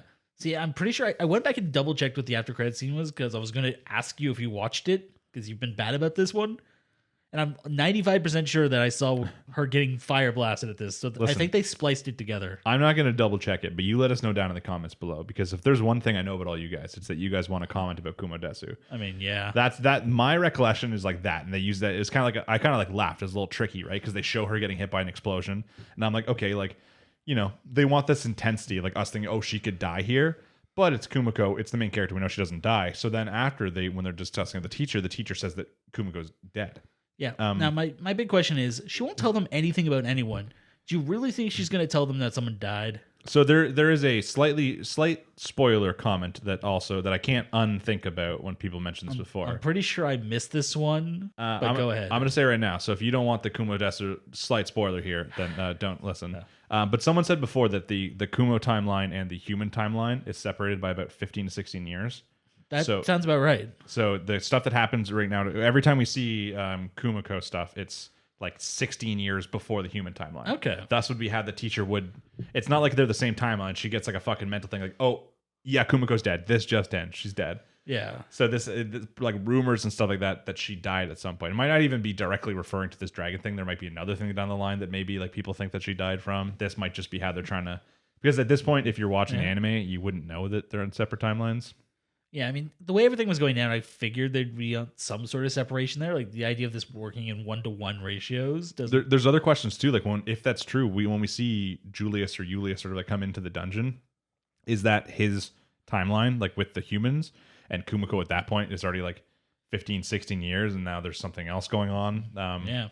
Or is that point they're showing, before he was like the greatest hero or something. I don't know. There's questions about that. Obviously, they haven't showed in the anime, but that, at least makes sense. Because if I was watching this and I didn't know there was a time difference, I would be like, how the fuck does the teacher know this? Like, she just maybe died. Like, yeah.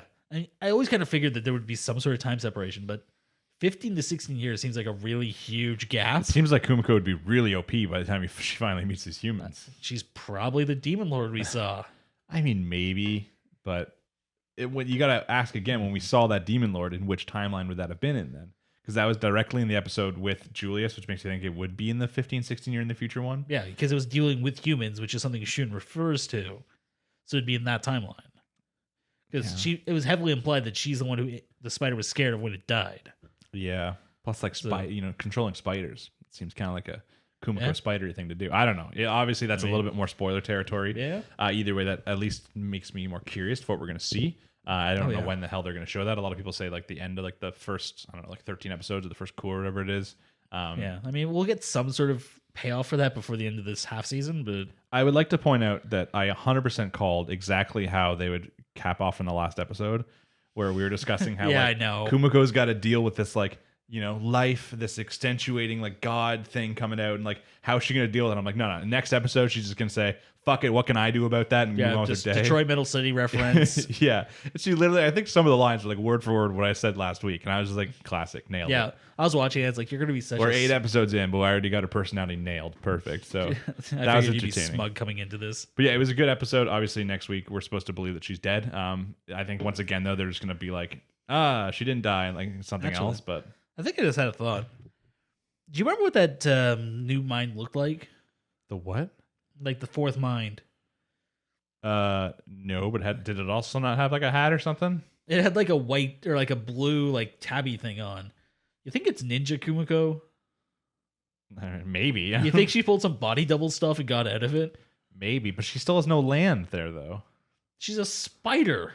I don't know exactly how she's gonna get out of that situation. Maybe some sort of this like super OP magic that she has that she'll use. Maybe the fourth Kumoko mind will have something to do with it. Yeah. I don't know. Either way, I'm excited to see, but I think they're gonna get to that real fast. I think it's just gonna immediately start off with her not being dead and dying. I mean, yeah, there's no way they expect us to think she's dead. She's the protagonist. But I'm curious how the teacher could know that Kumoko exists, was reborn as a spider, is in that dungeon. Same way she knows about everyone else. But then also not know that Kumoko survived from this situation. I mean, we don't know she's referring to that. And again, I don't think she's telling the truth. I do think that this is more of a like a red herring kind of situation. I think if the teacher thinks that Kumoko's dead, it's going to be from a future thing. Yeah. But I That's think this is more definitely just that mentioning works out with this. Well, especially since as a regular viewer, you wouldn't know that it's a time gap. Yeah, true. So it's like, she's dead. Like, this is it for Kumoko. The anime's over. It's just a very nice sync up in terms of the story timing. Yeah. But I mean, I'm going to say again, she's not telling the truth, because let's say Kumoko does become a more powerful monster. Would you want to look Faye in the eye and say, hey, remember that girl you used to pick on a lot and made her life hell? Yeah, she's a super powerful creature that could kill us all right now. Well, the other thing, too, is if it's possible that Kumoko at this point is the Demon Lord, I feel like she does not want to say to her students that, hey, that old classmate you guys were with is the Demon Lord now, by the way. Because there's only one Demon Lord who's directly supposed to like counter the hero, right? Like they're supposed to be like arch enemies. And just to be like, hey, your old classmate is actually the Demon Lord. Yeah, she's probably going to kill your brother. So. Yeah, probably not what she's going to say. Either way, very entertaining episode overall. I liked the little flashback from Shun's point of view. Yeah. Yeah. Getting some context on their personalities before they gained this fantasy world aspect is kind of a cool insight. Yeah, it made me feel bad for my get. boy Hugo. He seemed like a good boy until he came here. He seemed like one of those guys. He might have been a little douchey, but he was a good guy. Those are my people, Jimmy. Those are my boys. Yeah, no, they are. But yeah, either way, excited for next week. If you have any thoughts, opinions, theories, anything like that on Kumo Desu ga Nanika, let us know down below. Okay, next up, Jujutsu Kaisen episode 20. Non-standard. Fucking good episode. Listen, I don't know how I can explain how this episode just flowed perfectly from last week's episode, I mean, it was a direct continuation. So. I know it was. So I knew that doesn't make sense while it makes sense. But for some reason, more than just an episode going from 19 to 20, it just felt like... It was a solid tone shift. A lot of times when you come off of those really amazing fight scenes, there's a little bit of a jarring lurch in the second episode. Well, I directly compared last week's episode 19 to Demon Slayer episode 19, which is a really lit episode. But after that episode, the next one just kind of falls down, right? Well, yeah, Demon Slayer, the next episode was a lot of just wind down and story progression. The fight's over and stuff like that, right? This one, the fight's not over. Yeah, they paid off the fight at the start in this one. But I can't think of what a... anime fan, especially a Jujutsu Kaisen fan, would have been happier about in this episode. Because not only do you get most of the episode filled with just still the dope ass synchronized fighting between Itadori and Todo, with his power of the clapping ability, which we knew he had, but his intelligence in this is so fucking dope. Because obviously we've seen he's really strong. People, and when you first meet him, you'd think he's like a meathead who's kind of like a dumbass, especially with his hey, what's your taste in women kind of thing. Yeah. But in this one, seeing that both his ability to when he first introduces his power to the enemy, he basically introduces it in a way that is both a lie and also keeps makes her question what it could be and stuff like that. We also have to consider, I don't know if this is a personal ability or a cursed technique, but do you remember the whole million IQ moment he was having at the start with all the calculations? Do you think that's a technique, or do you think that's actually just him being smart? I think he's exaggerating a little bit, but I think that's actually yeah. just him like being like, "Hey, my IQ is this high," Yeah. you know. But I don't think it's that high. Oh God, no. But But yeah, so when he first introduces his technique to the enemy, he does so in a way that keeps it vague and also directly lie, so that when he actually throughout the fight changes it up, they get confused. Not only that, but at the one moment where it's like I think it was like 0.1 second or something like that when he was about to make a fuck up, and then it went to in his mind, and he's talking with his idol, Yeah. and then he's like thinking about it, and he's like, oh wait, and then he changes it up. I'm like, damn, that's dope.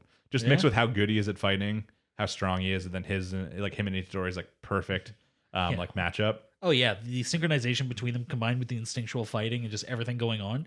It's just Yeah, he's dope as hell all episode, and you're like, oh okay, so he like outshines Itadori then. Or does he? Because at one point, we already, obviously last week's episode, Black Flash.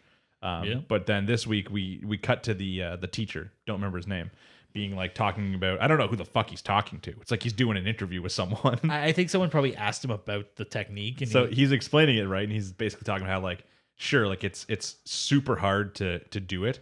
But once you've done it once in like a day, since you have like that feeling still, you can do it much easier. And then they're like, oh, what's my record? He's like, the most I've ever gotten is like 4 in a row kind of thing. And then it's literally just showing in the next like 30 seconds, Itadori just crushing him. yeah, just a Black Flash rush. Like, did he do 4 or 5? I'm pretty sure he did. If you count the first one, he did 5. Yeah. So, but he did 4 back to back. Back to back, yeah. And like they weren't even, one was with his like, leg. He kicked. Yeah. He did a Black Flash kick. Sure. We didn't know that was a thing, but it happened. I assumed any type of attack could do Black Flash, but he's doing that and he's kicking ass, and you're like, okay, so not only do we get all these dope ass, smart, and super cool Toto moments, but Itadori made it in this episode too, being cool. Wow, 2 dope characters in one episode. What more could we ask for? Oh wait, Gojo's in this episode now too. yeah, just you had a barrier in place. Nope. Now let me just show you a little thing I like to call Hollow Purple. Yeah, it's like, hey, you guys thought that was cool too. What if we show you Metal Grandpa real fast? We're not going to do much with them, but what if we just show you fucking jamming on some music? Did he actually do anything? No, we saw his like power kind of go off, and the guy discusses how, I was wondering why he didn't carry an amp when it those sounds. He is the amp kind of thing. Yeah, just the basic explanation of his power. Then Gojo shows up. We also see other bad guy who's the weird dude who has the sword hand sheath or handle hilt. Yeah, that's it. But once again, he does nothing because like all this setup, you're like, oh, shit's about to get real. We're about to see the fight between Metal Grandpa and Blacksmith. Yeah, Nobara shows up with what's her name again? Gun Girl. Mai, that's it. It's like, oh man, we're gonna get to see them working together in a big fight, and it's like, and then it doesn't matter because Gojo's up there, destroys the barrier. He's like looking around. He's like, He's like, well, I don't actually need to help Itadori and Toto. They seem like they got that unlocked. They're pretty fucking good. Itadori is way stronger than I last saw him. And he's like, yeah, I'll handle, the blacksmith guy. And he goes down there and he like instantly shows up and you just hear the principal yell like, don't kill him, and just fucking explodes his arms and his legs off instantly. Yeah. Like it didn't look like he blew them up. It looks like he just exerted a ton of torsion force to them and just completely they were like corkscrewed them. Yeah, they looked like some spirally, KD after. So absolutely destroyed instantly. And then he's like, everyone's like, fuck, the sword guy, that she's like, oh, well, I gotta go. That just runs. Yeah, the special grade, like the earth curse is just like, okay, yeah, I'm gonna peace. And then as Itadori's like about to run in, and Toto's like, no, Itadori, you don't want to take another step there. And then Gojo's like, it's pretty far, but like, that's kind of like a straight line. We see him grab some blue, we see him grab some red, we see him push them together, use some purple abilities, and just a fucking laser beam just shoots. Now, yeah. Then at the end, it literally is like a huge crevice in the ground, and Toto's like, well, now we can't tell if it was exercised or not, which I'm going to have to assume it's not. Probably not. They're not Sadly. killing something like this off. So I would have fucking loved that if Gojo just absolutely obliterates it. But yeah, just like the setup that was in this episode with like introducing this other character that's going to, we're about to see the fight that we expected, right? Mai and whatever the fuck her name is. Nobara, having to work together. They've been enemies. They're going to work together to fight this guy with a weird, hand sword. And then obviously we've already seen Metal Grandpa come in. He's obviously got to fight the blacksmith. That's been set up for like 2 episodes. Nope. And then it's just all a fucking nope because Gojo shows up and is an absolute badass. And I'm just like, I'm not upset because once again, we got, dope ass Gojo, without his little blindfold thing, looking cool as shit. I mean, this is what you would expect from the final arc of a series like this. Yeah, he's just so cool. He's just way too good. Yeah. Now, the only question I do have, do you think Gojo kind of overshadows everything? Good. And I hope I don't. His shit was cool, But I would like it was still not even in my mind the coolest thing in the episode because just like the Todo stuff with Itadori is like really, it's really amazing. But can you think of any threat that Gojo can't deal with at this point? Cool. Maybe the main villain, which I think is Maybe. it. I think if anyone else other than the main villain fights him, then they lose, and they know that. But the whole point is this was just a distraction so they could steal the finger, which we see happening. Yeah, which well, we I think knew he anyways. sold multiple fingers. They only show one.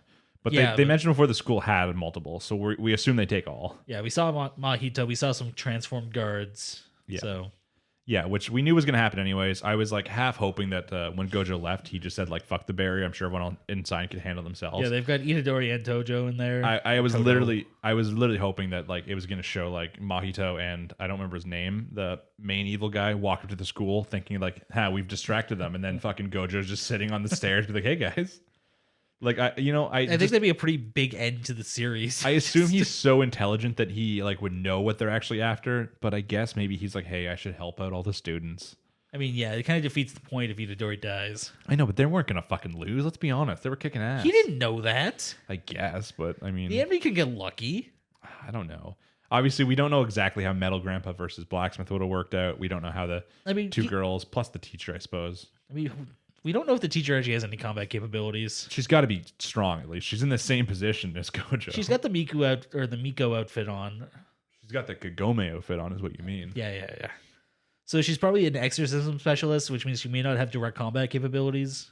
Well, yeah, it was also a human that she would have been fighting there, as they mentioned. So he's not actually a curse. So yeah, yeah, I don't know. Either way, we didn't get to see any of those fights because Gojo's just dope. It's just too fucking cool. Yeah, I mean, I'm assuming Metal Grandpa at the very least has some combat capabilities as the head of the school. But I think he would have done fine. I mean, the blacksmith though, he's not going to be working on anything anytime soon. So nope.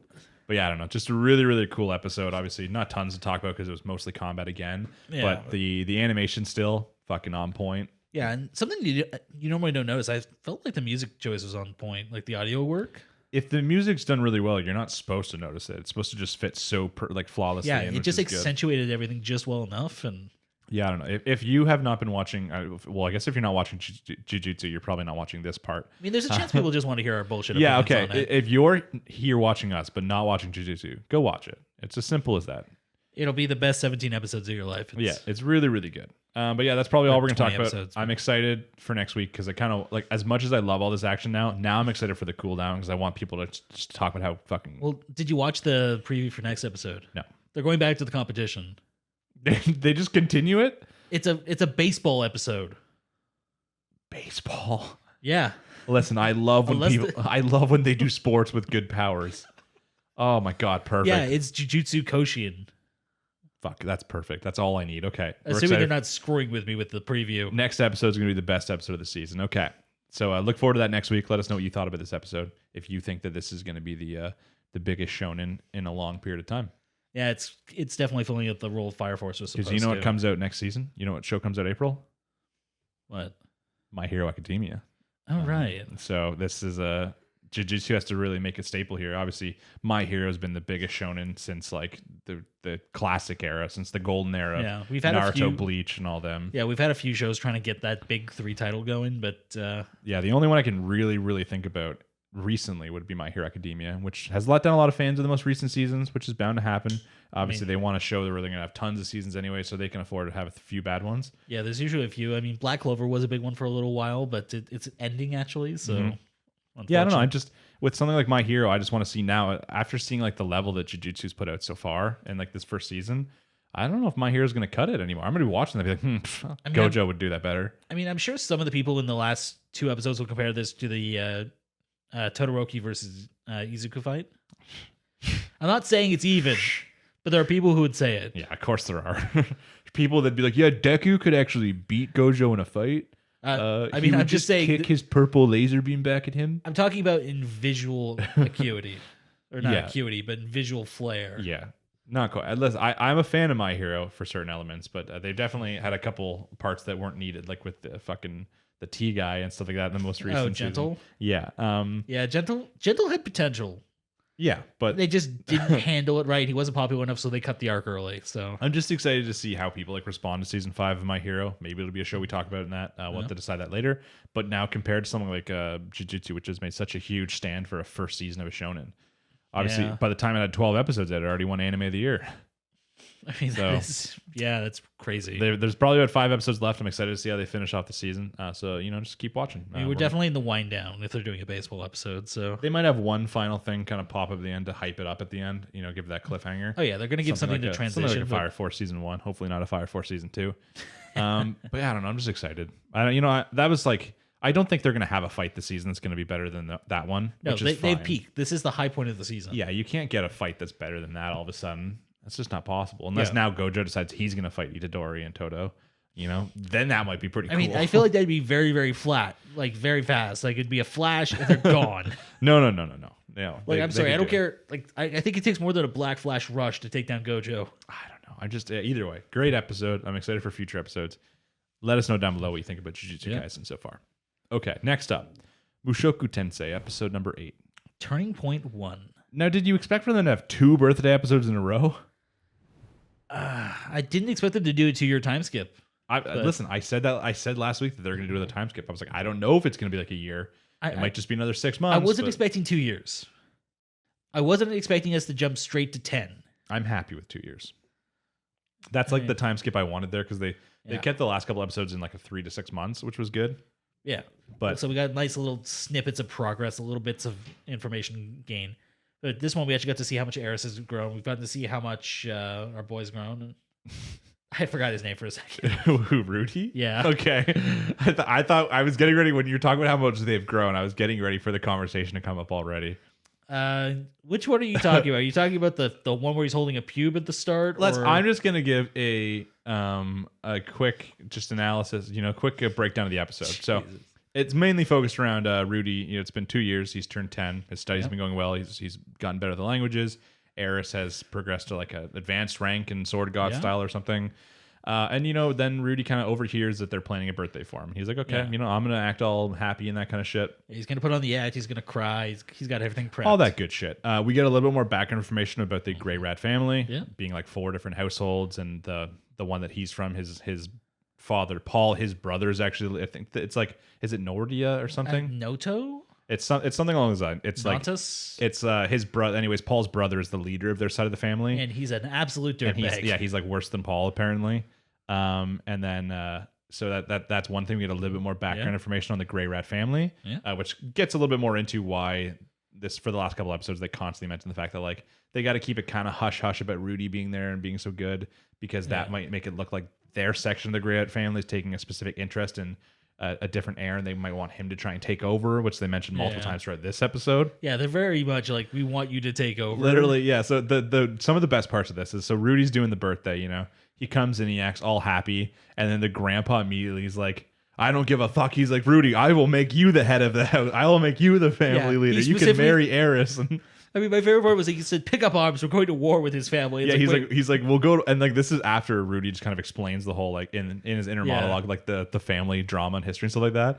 So then it just like, it's guards pulling the grandpa out of the building, and then like obviously the mom, we've constantly seen pissed at Rudy, and then Rudy just kind of like, Eris is like, oh, I got like a surprise for you, and Rudy's like, oh, like, is my family coming? And she's just like, oh no, they couldn't make it. But now he's all hyped up and everyone's getting sad, and then the mom comes in and she's like, you can be my son. She's like, I'll adopt you. Actually, you know what? You can marry Eris. And she's like crying, and Rudy's like, dude, I thought she hated me. And then it's like the guards pulling her out of the building. Yep. Which we get a little context to, not very long. Kind of the party goes on. At the end of the party, Rudy's kind of talking with Eris's dad. Eris's dad tells the story about how like, they're not the head of like the family. Yeah, he lost a succession. Dispute, and now any single males that are born in their family, they have to go to live at the head house. So the mom wasn't happy about that, obviously, and then seeing like Rudy come in, a male from the Grey family in the house, and kind of strutting around like he was so good and all that kind of stuff, just made her upset. The fact that her sons aren't allowed to be there. He's like, oh, don't like blame her for it. And he's like, Rudy's like, no, that's fine. Yeah. And then he's literally like, hey, like, do you want to, become the head of the family? He's like, I'll literally go fucking tie Eris up right now. And I'm like, okay, listen, father, I'm gonna need you to calm down. We got some Game of Thrones shit going on here. Yeah, so Rudy's just like, it's one of those awkward moments too, where Rudy's probably like, how do I play this? Because like, it could be like the father says it in like a way where he at the end he could just be like, just kidding. You know, so Yeah. like if Rudy's like, yeah, I'm in, let's fuck the whole family over, and then he's like, dude, I was just kidding, Rudy, calm down. So Rudy kind of plays it off as like I'm a kid, you know? Yeah, I'm only 10 years old. What do you expect from me? Yeah, which is kind of funny. Yeah, he does have a moment of regret. A moment later, it's like, wait, I could have had a harem. Yeah, he sees one of the maids. He's like, wait a minute, if I was the head of the family, I could have had my own maid harem. Yeah. And then as he goes up to the bedroom, you know, then there's Eris there. We'll skip over this back. Eris is there, then Eris leaves. No. we'll get to this in a later discussion. But Eris is there, then Eris leaves. And then kind of like the more important part of it, I do like at this moment they kind of skip and they show Sylphiette for a little. They do.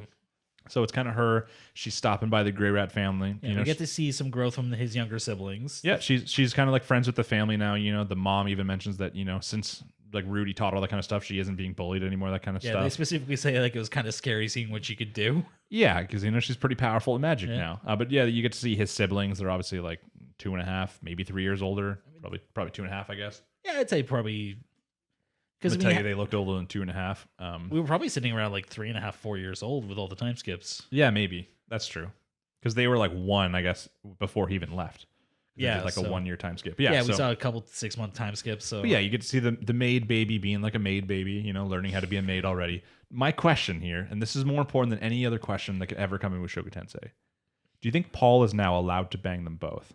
Do you think they're living in an ecosystem in the house where they're like sister wives? Marriage? Listen, are we not all thinking it? Are we not all wondering now that they live there if there's like the mom's kind of into it too? You know, if they've kind of accepted like, hey, we're all a family now. This is your big takeaway from this episode. You didn't wonder that. When you're watching, you're not at no point you're like, hey, I wonder if Paul's banging them both, and it's cool. The maid got to stay there by the skin of her teeth. But then they came around. What, you think the mom just suddenly decided, you know what, I'm into women too. Let's do this. That's kind of what I'm thinking happened. Yeah, I think the mom's kind of like, you know what, this will spice up the relationship. You know, we're all kind of one happy family, anyways. We don't have that many bedrooms here in the house.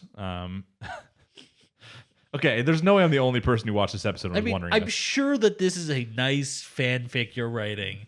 No, it's not a fanfic. This is going to be. They're going to confirm this at some point because I know my boy Paul. But yeah, we do also see Paul. You know, he's killing some monsters. Yeah, we find out he's actually competent, and They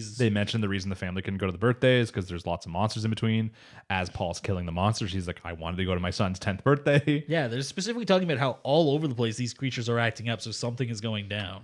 Yeah, and then as we see Sylphiette, you know, she's mentioning that, you know, she's giving the maid lady a gift for Rudy that, you know, was made from one of her father's like treasures to get to him for his 10th birthday. Yeah. As well as whatever they sent Rudy for his 10th birthday, which we didn't see Rudy receive, so we're assuming it's coming a little late. Slow delivery system, I guess, with all the monsters around. I mean, I'd imagine. We also saw that the maid was probably sending him his holy relic.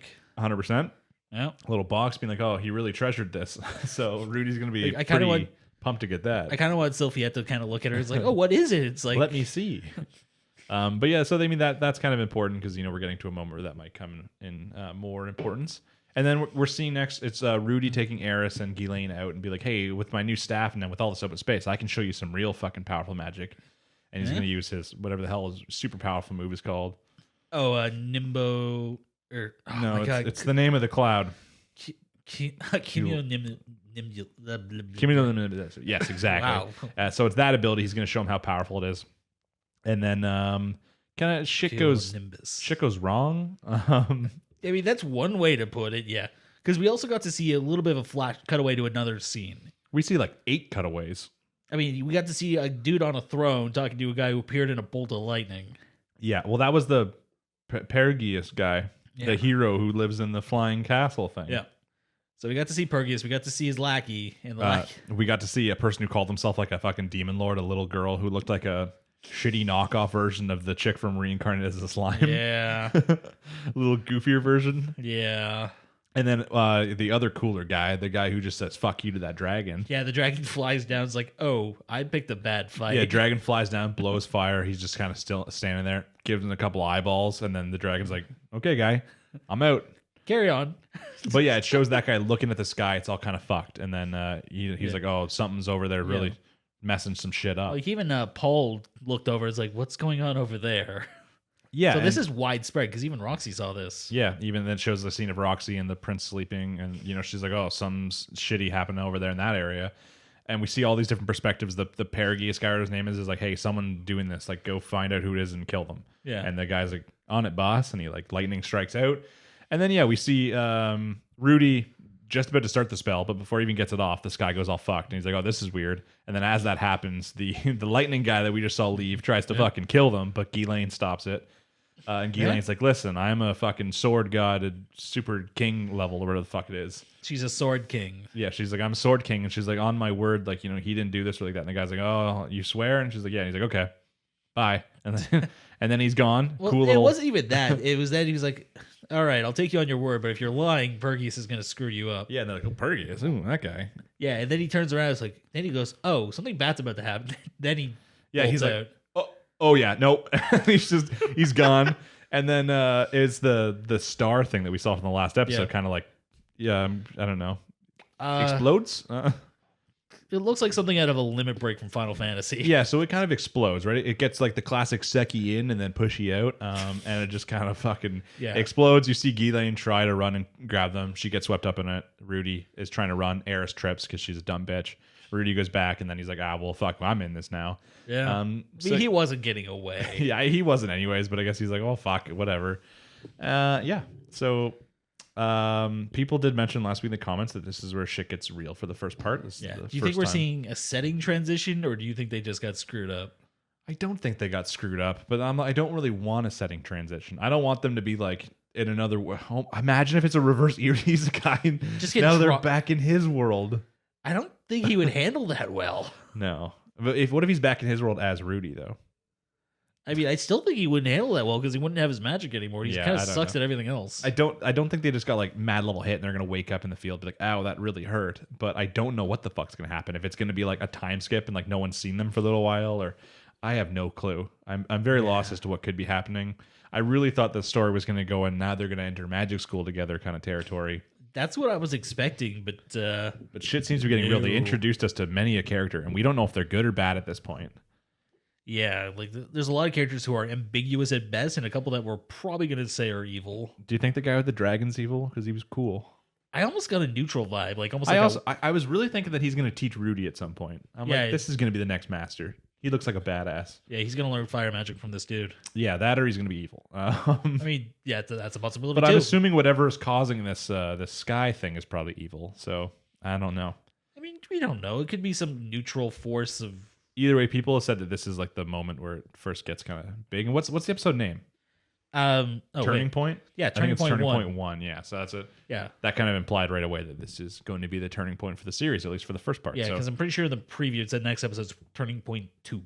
Yeah. Okay, so that was pretty much the episode. Now we can get into the real conversation. What the fuck? Continuing from last week, okay? We had this discussion last week, and I think even someone in the comments mentioned, I don't remember the exact comment. Maybe I'll actually pull it up specifically for this. It was basically a comment along the lines of the people kind of being a little sus about what's going on in Mushoku Tensei as far as like pedophilia is concerned. Which it's hard. Okay, we kind of had this discussion last week, and it's hard to make any sort of stance, in this conversation with, you know, because what are you supposed to say? Obviously, pedophile, bad. You know, like that. There's no other opinion on that. But the one thing you have to look at separately is that it is a show, especially. It's not even like, you know, a live action. I don't even like when live actions cover this kind of content because like you're like, you know, there's still like a child actor, and like even obviously they're like professionals, but like that's gotta suck still. It's still a little creepy. Just to have to act through some of these situations, and this like, you know, this child is just like a kid, and you're just like, oh, why do they have to do this? But obviously anime. No one's doing anything. No one's even acting. You got a couple voice actors in the room chilling, probably having a fucking hilarious time voice acting this. I mean, I'd hope. So it's very, very separate. So try not to be offended at any opinions we have. Not that I think we're going to have outlandish opinions. But yeah, I want to find the specific one that mentions this. But yeah, I don't know. This episode, did you think it was worse or less bad than the last one? That's a hard question because on one hand, when the first time he was thinking about it, it's like, okay, he pulled himself back. I got to give him some credit for that. It's still creepy that he thought it, but yeah, once again, you know, at least he resisted it. He has resisted more than we probably would have originally guessed. Like, if you factor in that he was desensitized going into this, like, yeah, that he's done a pretty good job at not completely ruining it. And then he did it anyways. I'm really trying to find this, but everyone here is mentioning the turning point, which we saw coming, but I can't find the person who specifically said what it was. The controversies. Basically, it sounded like there's people who were like, "Hey, like being a little sus of the author, like writing all this kind of creepy ass this shit. kind of stuff." But as I said it before, if you try to look at it as if it were real, and if you actually got reincarnated into the world, it's like, okay, what would you do? He still is probably always going to have to be in relationships, slash like marrying stuff people around his own age, which is part of life. He's done better than we probably would have guessed he would have at this point. I mean, yeah. To be fair, if Eris didn't stop in this episode, shit probably would have got a lot worse. Yeah. But I'm happy with the outcome though, because the outcome at least, Eris is like, hey, nothing for 5 more years. She's like, in 5 more years, we're good to go. You'll be a man. And I'm like, you know what? For an anime, especially one set in the medieval time, I'll at least accept that when Rudy's 15. I mean, it's not as bad as it is now, but it's still fucking creepy. It is, but it's less creepy, especially if he's 15. Like, I understand the concept of infantile regression, the fact that he's probably regressed to a younger age mentally to a degree. Yeah, he might not have even ever aged past a certain degree, seeing as he never really had a life after he was in 15. I mean, at the very least, in terms of emotional maturity, he at least got to high school. So if you saw a high schooler with a 12-year-old, that'd still be pretty damn creepy. Well, listen, in high school you can be 13 in grade 9, so I mean, there were high schoolers when we were that age who were dating like people in grade 8 and stuff. Oh, it's the same as like you'd have grade 12s dating like grade 9s, and you're like, okay, they're in high school, but one's it's a 13 huge and one's like 17. Yeah, it's such a huge shift in mentality. Yeah, it really just comes down to like, I don't think you can just outright say, hey, this author is a pedophile because he's writing these situations. I think that one thing that Mushoku Tensei has done really, really well is somehow take this like isekai setting and actually made the setting feel real. Like as far as like even like I always want to call it set design. There's not actually a set, but as far as like background and stuff like that in the animation and like characters and stuff like that, like so much of it actually like feels much more realistic fantasy. The styling, the hierarchy, the money system, everything works together and creates a cohesive world. Yeah, and one thing that wouldn't really be realistic is if we did not see, especially knowing what we know about Rudy's past life, if we did not see these kind of situations kick in. I know, but the question is like, do they have to make this part of his character?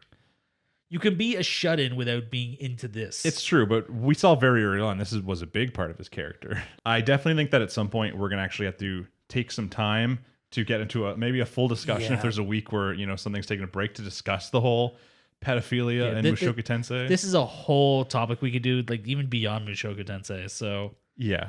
Let's save this for another time. We'll save it for another time, yeah. But either way, it was a great episode this week, and as people mentioned, this is like the big turning point in the anime. I think people say it's the end of the juvenile arc, which means we're getting to a more adult arc. Yeah, for all I know, he's going to be in a coma for the next 4 years, and I don't. Why not? I've said it before. When the show first started, I was really excited for him to get older because I like that older main character. Makes me feel closer to the target audience. Yeah. But they actually did a really good job of keeping me interested while he's a kid, which is good. So, but if they're gonna, adultify him now, I'm okay with that. Either way, keep an eye out. So we're gonna be talking about Mushoku Tensei in the future. Let us know what you think. You can let us know what you think about the whole argument about the age thing, or you can save that for a future episode when we dive into it a little bit deeper. That's up to you. Okay. Next up, the big one, the last one on the list for the week: Attack on Titan, episode number 71. Guides. So, an episode very much on the line with the last couple ones. Very story driven still. The most important thing about this episode is that we finally got the scene of Eren putting on the coat. I've seen that a few places. That has been in like so much of the artwork for the season and that kind of shit. Yeah. And I've always just been like, when's it happening? You get like man bun Eren and he's putting a jacket on a windy hill. I'm ready for it. But most of this episode revolves around the fact that there's still a lot of unhappiness with the fact that they arrested Eren. A lot of these people in the New Eldian Empire, whatever the hell they're calling it, are like, Eren is doing the best he can. He's saving us. He's going to be like the savior of our people. Why are you arresting him? So we see the unrest going on, and that starts pretty early with, Mikasa and Armin talking with the, what do they call him? What's his title?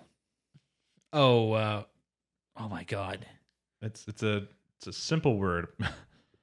Not Proctor, not... Premier. That's it. Yeah, so they're discussing with the Premier. They want to speak to Eren, kind of figure out some stuff. And he's like, no. And they're like, okay, like whatever, Dick. And so they leave, and then that's where they kind of realize, like, oh, like they're probably ready just to kill Eren. They're probably ready just to give it to someone else, to give the Founding Titan over. Mikasa's like, I'm gonna go listen at the door, and Armin's like, no, you can't listen at the door. She's like, I'm gonna go listen at the door. So people just went in there, boom, fucking explosion. Half of the premier body flies out of the window. He's all sorts of dead. Yeah, no question, no subtlety. He is out in front of a crowd, like smoldering. Super, super dead. And then once they're discussing that, they get news that Eren has broken out of jail. Yeah. And then with him, then it shows the Eren scene where he's all shirtless and jacked and he's walking up the hill. There's that Flocked, I think his name is there, with a bunch of other soldiers being like, hey, look, we got all these men here. We got this like little crew. Yeah. And he's like, the only person that could lead us is like you, Eren. And Eren's like, dope, okay. And then I think he says like, where's Zeke or something? Yeah, find where Zeke's being held. Yeah, and then we kind of go back to the other crew, kind of assessing the situation with the bunch of people there, including the Asian lady from wherever the hell her place is called. Yep. And they're just kind of like, what the fuck do we do? Like, they're like, I think they said like 100 soldiers is how many deserted. Yeah, 100 of them, 100 soldiers, 100 guards from Eren's prison deserted. Okay. As well as a bunch of scouts. So yeah, they're kind of in a panic, and that's where my boy Pixis comes in, and he gives like this inspiring speech and leaves it with, and they're like, what are we gonna do? And he's like, well, like nothing. He's like, then they win. Like there's something. He's like, there's nothing we can do. He's like, all this, basically the infighting, the amount of infighting this would take, it would be like a civil war level thing, and they'd be fucked for the actual war, the main part that's coming with versus Marley and the rest of the world. So Pixis kind of understands. He's like, they don't just want to bow to whatever Eren and Zeke want to do, but they have very limited options if they want to stop from having the civil war on this island while this other war is coming. Yeah. Now, if the rumbling works and they're able to do something about it, they might try and take action. But it seems like right now the only plan is they're like, okay, like, we know Aaron's gonna try and talk to Zeke, so he's like, oh, where's Zeke at? And Hanjo's like, okay, only like 30 people and Levi who are with him know where he is. 3 people that bring food and myself. And he's like, okay, well, let's get in contact with those 3 people. Make sure they haven't turned, or make sure they're not giving away information. And then obviously the other little side plot going in the episode is that Hanjo's getting a little sus. We already know that. Oh my god, I can never remember her name. The blonde girl. Historia? No, the blonde bad girl. It starts with a Z. Does it? Doesn't it? I was like, that was not what I was saying. I thought it started with an E. I don't remember. The blonde girl who was the Eldian, part of the Eldian restoration thing, who came with Zeke and all that kind of stuff. They find out that she had secret meetings with Eren, and they're a little bit suspicious of that. And then she finds out that she always like really, really hated Marleyans. Like she was like super like vicious and like killing them and stuff like that. And then she starts to wonder like, okay, but like why was this girl so pro Marley? Rights? she's like pro Marley rights. When they got here, she wanted them all to start working jobs and stuff like that. And that's when at the end, Hanj kind of realized that like, they put these people in all these jobs like restaurants and that kind of stuff. And then we're thinking back to the wine bottle situation. We're like, And that's where like the episode ends. And then if you watch the next time on, it is the, is it the next time or is it this one where at the very end is them walking into the... It's the next time. Okay, yeah. The next time on it shows a cut of the restaurant. Yeah, when she's like, hey, why does she want all these people to work these jobs?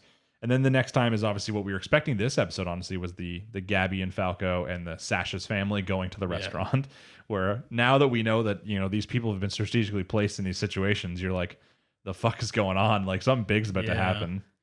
So yeah, I mean, that when you describe the episode, it sounds like really, really simple, but a lot of it, there's like this kind of side plot and these little character discussions between, Mikasa and Armin trying to figure out what the fuck they're supposed to do about Eren. Even at one point you see like Connie once again kind of being on the very anti-Eren train, Yeah, like whose side are you on, Mikasa? Like, are you going to betray us, or are you going to help us fight Eren? What do they call the like Yeagerists. insurgents? The Yeagerists. Like, I know that's a translation thing. Yeah, it could have been cooler. Yeah, because I think it's something completely different in the Japanese, but it's like, okay, yeah, Yeagerist works. Yeah, it's acceptable. It was really cool seeing like the Eren when he comes out and he puts on the jacket and that kind of stuff, and he's acting all tough as nails. We still have this question about like the whole deal with Zeke and like why they need to talk so bad and like what plan they're kind of coming up with and that kind of shit. Like that's important. Not to mention, we know since the previous end credit scene from the last episode about the Reiner and Marley going to strike much earlier than Paradis expects within like the next 6 months. So that's going to be crazy when we get to it. Yeah, an early war is not what they need right now. So, No, that's kind of the issue, and that's why they really want to solve this whole Eren Zeke issue. and on the topic of Reiner, did you notice who was sitting by the fountain when they rode by? Yeah, it was Peak, wasn't it? Yeah. Yeah. So I mean, they're already there. Yeah, which is like crazy because we don't even know how long it's been now since they got back. I assumed it'd only been a few weeks. But how the hell would Peak be there already? I mean, considering they talked about things like they've developed a new like Iceburst Stone ship and things like that, I feel like it's probably been a little longer. Okay, I thought you were gonna say like maybe Marley's developed like some fucking. They're all riding on like skidoos or something and just fucking blast. Just turn this into like Tanya versus the Forces of Evil, where people are riding flying mopeds. Like, yeah, obviously I think that the next couple episodes are gonna be really really big. And the next time, not to mention with the whole restaurant drama, and you see a lot of like pretty scared faces of like Sasha's family and stuff like that. Yeah. So that sounds like we're gonna get the Gabby reveal. Yeah, we're gonna get the you're the one who shot Sasha. Why are you here? And then we also see Levi and Zeke stuff. So I'm really excited to get back to the Levi Zeke. Yeah. I think the next episode's called like Children of the Forest or something, which I is think so. Yeah. curious title. Now my big question is Eren going to fight Levi? That's like if Eren wants to get to Zeke, he has no other choice. But I don't even think Eren could really fight Levi. Like, can you think anyone fight Levi in fair combat at this point? No, but they probably just won't be fair. I don't know. I feel like the easiest way to go about it. Levi's just a human. Like he still sleeps and shit. Like the easiest way is you fucking knock him out with some like drugged wine or something, right? He's just a person. I mean, yeah. I know that he's obviously an extremely good fighter, but if you were being smart, that just means you don't fight him. Yeah, like, especially because Eren doesn't really have a reason to fight him other than he just needs to talk to Zeke, so he could very easily drug him. Have even some of his men turn on him, stuff like that. So. Yeah, I mean, if some of his men turn, that could definitely do something. But yeah, and then they'll just take him out of the fight temporarily so we can talk to Zeke. I'm just really excited to get to know the whole fucking story. I still don't believe. I think Eren's got a plan because I don't believe he's that bad right now. I know people discuss this all the time in like the comments stuff like that about like how Eren is now kind of like a little evil or he's no longer like a real protagonist. But there's still this possibility that Eren has like a plan, not just Zeke's plan. Like in this, they talk about how they think that Zeke's manipulating him. But I want to believe that Eren's smarter than that and that he kind of maybe is also manipulating Zeke, who thinks he's manipulating him. And it's this big circle. Layers on layers. Because we've seen that Eren has access to memories from the future. Mm-hmm. So there could be something he's playing around with that Zeke has no idea about. Yeah, that's what I'm saying. Like I think that in the next episode of the one where he talks to Zeke, I want to kind of finally get that information of, how long Zeke has been, a traitor for. I want them to kind of reveal, if he's been doing it the whole time, if it's recent, some flashbacks maybe. And then I also would like, I just kind of, I think I want to believe at this point anyways, like maybe it's not true, but I want to believe that Eren has like a plan and he's not just actually becoming a villain and he has like an idea of what he wants to happen. Yeah, because protecting Armin and Mikasa was so important and transcended time. Yeah, and you could literally still see, like maybe as the audience you see, maybe not all the characters do, but as the audience you see that the Sasha death still hit him, even when it looked like he was emotionless. So he still obviously wants to do this for his friends. He wants to make a better future. Not to mention, like you see in the flashback, how much he didn't like the idea of ruining their future and kind of fucking over Historia's life and stuff like that. Especially if you go with the fan theory, Eren being the father, he literally had a baby with her just to save her. So what a nice lad. I don't know. I'm just obviously this episode, not tons to talk about, a lot of little like subtle things, but it was 100% setup. Like getting ready for this slight Civil War arc, this little like arc setting up maybe a Levi Eren fight, getting to finally see the outcome between Eren and Zeke meeting, like why they want to stop this so bad. Yeah, we're gonna get a little bit of payoff in terms of what's going on. I think a lot of the episode is gonna be taken up, or the next episode is gonna be taken up with the restaurant. Yeah, just seeing what because that's drama. Like that you can't just do that for like 5 minutes. Like, oh yeah, by the way, this is like Gabby. Oh, she killed Sasha. Oh, that's crazy, dude. Yeah, we'll probably get a little bit of payoff with the like what these entrenched Marlians are doing. Yeah, I think that's going to be most of it. I think the Zeke and Levi stuff might just be like a conversation between the two of them, and they're kind of like, I don't know, going to give us a couple more hints and stuff like that. Yeah, probably give some sort of indication Zeke knows Eren's coming, and but that's all. I don't think that we're going to spend too much time there. I think that there's too much, both with the Gabby and Sasha's family drama and the whole like, why are these Marlians working here? Yeah, what's going on? What's with that wine? Still sus. We thought we were going to see that much earlier, maybe involving like the Eren breakout or something, but not yet. So they're holding on to it. The Eren breakout was something totally separate. It was just everyone just said, yeah, you know what, we'll go with Eren. Yeah, it wasn't even much of it. They probably just unlocked the door. I was like, hey, bud. Like, it wasn't really that epic. Yeah.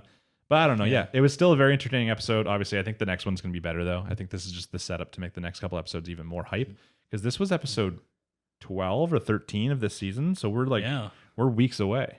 We're probably like 1 month away from the finale, and then maybe getting closer to figure out if there is something after the finale, a movie. Yeah, whether this is going to be the final payoff or if they're actually going to do that movie to kind of tie everything together. Yeah, I'm still curious. If you have opinions, if you think they're going to do a movie, if they're going to do an OVA series, if they're going to do a whole secret, 5th season of Attack on Titan, let us know down below as always. And yeah, I think that's all I have to say about Attack on Titan. Yeah, I think that's about it. I did want to ask, do you think Eren has access to the mind control abilities at this point? Do you think that's why people are following him? No, I don't think so. I think this is just genuinely, people have seen how much he's done over the past years. Not even like the last 4 years, how much work he's put in, but even before that, right? Like plugging the hole in like the Trost district to save them all and shit. I think that they can't, like the regular folk can't believe that Eren's gone bad. Yeah. The only reason I ask is because getting all 100 of his guards to simultaneously say, yeah, we'll go with you. Like that takes a lot of maneuverings. Well, I mean, literally they all know that Eren could also just break it anytime he wants. So like in their mind, they're like, well, he can either get out via breaking the whole thing and possibly killing me, or I can just open his cage. I mean, true. But yeah, I don't know. I'm excited for next week. We'll talk about Attack on Titan next week, of course. If you have any thoughts, opinions, anything like that, leave them down below. And yeah, that was pretty much all the anime for this week we had to talk about. Good week overall. A couple big standouts to me. Jujutsu Kaisen, insane. Quintessential Quintuplets, really enjoyable to watch. I mean, you always enjoy that one no matter what. So it's true. It's a banger. Yeah, I don't know. Next week we might be talking about Horror Mia instead. Depends on what's on the episode. Maybe we'll be talking about Quintessential Quintuplets again. We really have no idea until we see the anime that comes out. True. Yeah, and as we mentioned earlier, if there's any anime that is currently ongoing, something like Reincarnated as a Slime or like Log Horizon, a show you're currently watching that you would like us to add onto the list or swap some stuff out, let us know down below. Yeah. You can let us know what things we're talking about that you wish we weren't, and which things that we're not talking about that you wish we were. And maybe we'll consider swapping up the lineup a little bit as we're getting to this mid-season area. Yeah, now that we've seen how everything's kind of played out, this is the point where we can kind of do that. So yeah, exactly. So just let us know down below. And like always, guys, just thanks for watching. Subscribe if you're not subscribed already. Leave a like, all that kind of stuff. Most importantly, comment. You can comment specifically about one episode or theories or anything you have, or if you just want to leave any sort of nice comment, or you can leave a hateful comment if it's for the algorithm. Because literally the more comments we get, the higher chance it's recommended to random people throughout YouTube. And then we have to rely on stuff like the subreddits less, because some of them work out really, really good for us. Like we mentioned last week, the Kumo Desu subreddit, crazy good. Yeah. Some of them won't even let us post there. So we do need to start finding alternate ways to try and get our content out. So yeah, the easiest way to do that is just by tricking YouTube's algorithm. So just leave any sort of comment, leave 10 comments if you want. Instead of having one long comment, just separate into a bunch of other ones. I don't mind. We literally read every single one. Yeah. I try to, heart every single one we see, and I try to respond to all of them too. So yeah. So I think that's pretty much it, guys. So we'll be seeing you next week for the big episode 25. Oh yeah. 25 full weeks of podcast. It's just crazy to think about how long it's been. Yeah. We still do have a 100 subscriber special coming out, so look for that. Now that my laptop is fixed, that will be coming out within the next couple days. Perfect. So keep an eye out. Other than that, guys, I've been Cam. I've been Jimmy. Take it easy, guys. We'll see you next week. Thanks for listening. Thanks for watching. Peace.